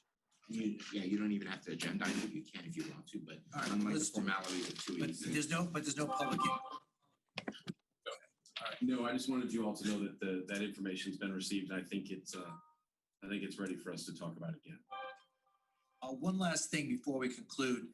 Hope Calhoun had signed up to speak, but not with regard to any particular agenda item. It said communications, but the only communications we had was with regard to the Citizen Police Review Board. I saw her here earlier, but she's not here now. Yeah, I'm not sure if she wanted to speak to that, but she was here representing New Mount Olive, which really didn't seem relevant to that issue. So Hope, I apologize. I'll call you in the break and see if there was something in particular you wanted to convey, and you're welcome to speak tonight. Other than that, if there's nothing else, then we'll conclude this meeting and we'll reconvene at 6 o'clock for our regular meeting. CRA meeting. Yeah, no. Okay. Yeah. Oh, that's right. I see. Okay. So the conference meeting is now concluded. We'll now go to the CRA meeting.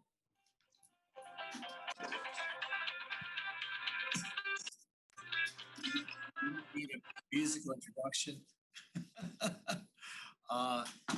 Mr. Clerk, would you please call the roll? Commissioner Moritas?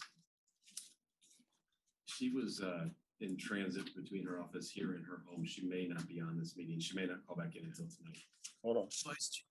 Vice Chair Glassman? Yes, here. Commissioner McKenzie? Yes. Commissioner Sorensen, Yes. Chair Trentalis. Yes, and we have a quorum. So let's move on to motions. And one, motion to approve minutes for August 18th, 2020, Community Redevelopment Agency Board Meeting. Do I hear a motion to approve? Moved. Do I hear a second? Second. Second? Wake up. Please call the roll. Vice Chair Glassman, Yes. Commissioner McKenzie, Yes. Commissioner Sorensen, Yes. Commissioner Moritas not present, Chair Trentalis. Yes, and the minutes are approved. On to R1. It's a resolution approving a $640,000 development incentive program loan as a local government area opportunity funding to Mount Hermon Housing. This is part of the 9% award tax credits from the Florida Housing Finance Corporation. Someone like to introduce the resolution? Introduce. It's been introduced. Any questions regarding this? There being none, please call the roll. A resolution of the Board of Commissioners of Fort Lauderdale. Okay. Jeff, hold on a second. If you go into the nuts and bolts of this. Yes, sir. And maybe, I don't know, maybe it's from the article, but something is referencing this as District 2 and I think Flagler Village. So just sift through it. You have to do it now. It says District 3 in the CAM. So earlier it was District 2 when I had printed it out first. I was gonna make sure that we didn't get, we're not reading the wrong information. So, okay, if it's changed, I'm good with it. Okay. It was District 2 earlier. Yep. And the newspaper article had it as Flagler Village and District 2. Okay, please call the roll. A resolution of the Board of Commissioners of Fort Lauderdale, Broward County Redevelopment Agency approving a loan of $640,000 to Mount Hermon Housing LTD under the Development Incentive Program contingent on an award of 9% low-income housing tax credits from the Florida Housing Finance Corporation and a firm commitment for construction financing, authorizing the executive director to execute any and all instruments related to the loan, delegating authority to the executive director to take certain actions and providing for an effective date. Vice Chair Glassman. Just one quick question for Chris. Chris, I know it's contingent upon the award of the 9% tax credits. What if that doesn't come through? What happens to our $640,000 pledge? They never get it. Right, yeah, it would remain for other funding opportunities. Okay, thank you. Clarence, anything to add to that? I mean, it wouldn't be paid out. Right, that's it. That's it. Did you change that on the CAM? No, based on our conference earlier? No, we never changed that. I told you ours was always a 3. Where you were talking about, I think it was the item that the mayor spoke of previously before the conference meeting ended. That was with the other church. We haven't gone to that one yet. That's got another problem with that one, which is the address. And yeah. And the ours is always 3. All right, let's continue with. All right, I'm just trying to clarify something, so I'm not trying to hold it up. No problem. Vote yes. Commissioner McKenzie. You want me to vote yes, Steve? No, I'm saying I vote yes. Oh, okay, I'm sorry, because I'll do whatever you ask me to do, sir. You can vote however you like. What's your preference? Well, it is in District 3. I'm going to just defer to you. And it says so on the CAM. Yes, sir. Vice Mayor. Thank you. Is that a yes? I say yes, sir. Yes. Yes to the item, and yes to the Vice Mayor. Commissioner Sorensen. Yes. Commissioner Moritas not present, and Chair Trentalis. Yes, and R1 is approved. R2, resolution approving final community development agency operating budget and community investment plan allocations, excuse me, for fiscal year 2021. Anyone have any questions? Someone like to introduce the resolution? Please call the roll. A resolution of. Oh, this is District 2 and 3, Commissioner McKenzie.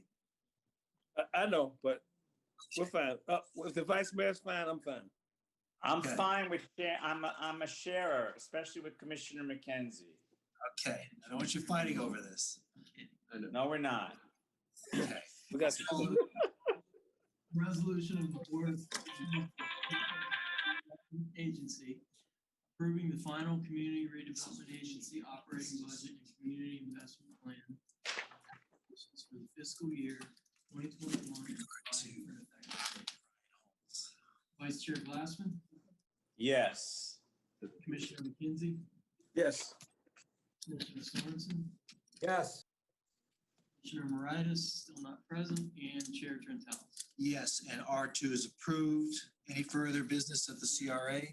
When are we Mayor, gonna I do hear- have, Wait, well, hold on a second. When are we going to hear back regarding restaurants?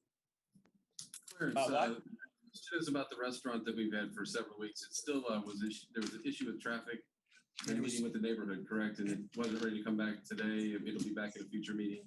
Well, but wasn't it, didn't we want to wait till that neighborhood association met, which was right after our meeting? Correct. So it should Right. have. Right, they're still waiting. Let me see what Clarence says to update us on. Yeah, they did meet on last Monday. Ben Rogers and his team were able to get together and come up with a proposed solution. They have not published that solution just yet. I'm waiting to speak to the restaurant owner, Dr. Golson. I have some renderings that Ben has provided that I'm going to talk through with him and see, if he's comfortable with us then sharing it with the association. But we think it's a workable solution. Ben might want to go ahead and add in whatever his thoughts are. Okay. I just don't want that to fall between the cracks, that's all. Well, it's not falling between the cracks. I think what's happening here, and I spoke with Dr. Beasley, I think yesterday, and there were some things they asked for. Now, it met the criteria of the development order, which everybody's fine with. But the three things I think they asked for, and even speaking with Mr. Rogers a couple weeks ago, it's just an agreement between the HOA, the community, and the developer. Now, I know as a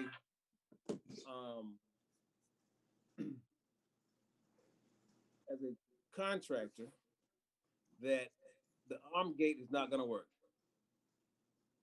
I know as a contractor that if you remove that right turn only sign, it's going to create a bigger bottleneck on the Sixth Trunk corridor, and it won't meet some of our criteria unless Ben can tell me otherwise. So the only alternative left based on their discussions would be the speed bumps, which is still an item that the developer agreed to pay for all three of those. I think two of them are not even doable. All right, so they'll come back to that at a future meeting. All right, very good. Okay, is there any further business of the CRA? Mayor, I do have a question for Clarence. Yes. Mayor.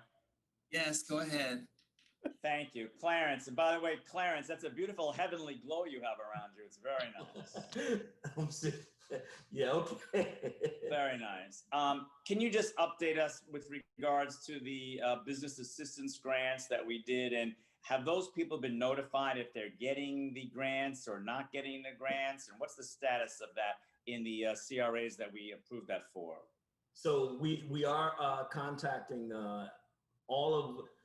we're contacting everybody. Like I mentioned before, we had about 213 to apply.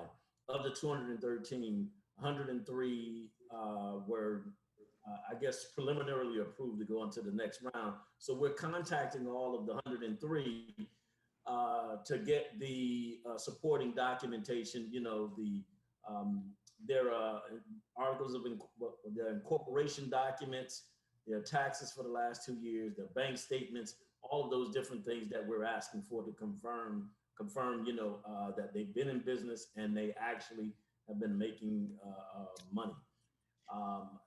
We have reached out to all of the businesses that are in Central City, because as I mentioned to you, we only had 5 applications from Central City. And we are doing so with the rest of those who have applied, sending them correspondence, trying to get them to send us back all the documentation. And we have not gotten a lot of the information that we've been asking for, but we have gotten like 10 from the Northwest and 3 from Central City, which we are looking to go ahead and by the end of this week, hopefully, if not send out the contract documents that they'll actually sign. And once they sign them, then we'll give them the money. Hopefully just make contact with all of their documentation, the ones that have submitted documentation, letting them know that they will be getting the $10,000. Because Clarence, that's pretty much almost the same report we got at our last commission meeting with regards to you reaching out to the 100 out of the 200 and asking them for some more supporting documentation. So it's just seeming a little bit slow to me. If there's anything we can do, I mean, I'm finding it hard to believe because I know they really need the funding, but so you're only saying that like 13 people or 15 businesses have given you what you think you need out of the 103 that look like they've qualified? It's been taking some time for them to give us back the documentation. So did those handful ever get their money though? No. The handful is like I'm saying. Once we finalize our review of that documentation, we're gonna then give the notes, if you will, for them to sign, get those back, and then the city manager will sign them, and then we will cut checks. Well, I would just implore you to try and speed it up or get some more help with some folks, because it just seems like it's really dragging on a long time. And I'm just concerned if you're telling me 5 in Central City and 10 in Northwest, that's only 15 out of 103 businesses that are even getting close to seeing some money. So I don't know. Well, I just hope that we can do it faster. If you recall, we set the end of the month for the timing in which we would be able to make some sort of determination. And today is actually the end of the month. And again, Which month? Yesterday was the end of the month. Yeah, you're right. Today is the beginning of the month. Yeah, you're absolutely right. I apologize, but we will get it. We will get it going faster. I hope to tell you by the end of next week, we've mailed out checks and we've received more information, more documentation. What I do want to ask you is if you had asked before if we would look to have some sort of flexibility and offer additional monies, more money, especially in Central City where we have so few to actually respond and so few to reward businesses in Central City. So if you and the board are desirous of maybe loosening some of the program criteria and maybe giving a little more money than just the 10,000, and I would only recommend that in Central City because we don't have a whole lot of takers there. This probably is the time to do so. Well, I've always been in favor of that ever since we first announced the program, but I thought that maybe that had to come back to some sort of commission action in terms of amending what that motion was that we actually passed the first time it came to us. So I would leave that up to our city attorney to tell us if we had to do that. But yes, of course, I'm very much in favor of that. All right. Okay. All right, very good. Thank you, Clarence. Thank you, Vice Mayor. And if there's nothing further, this meeting is adjourned. Thank you. Thank you. The recording has stopped.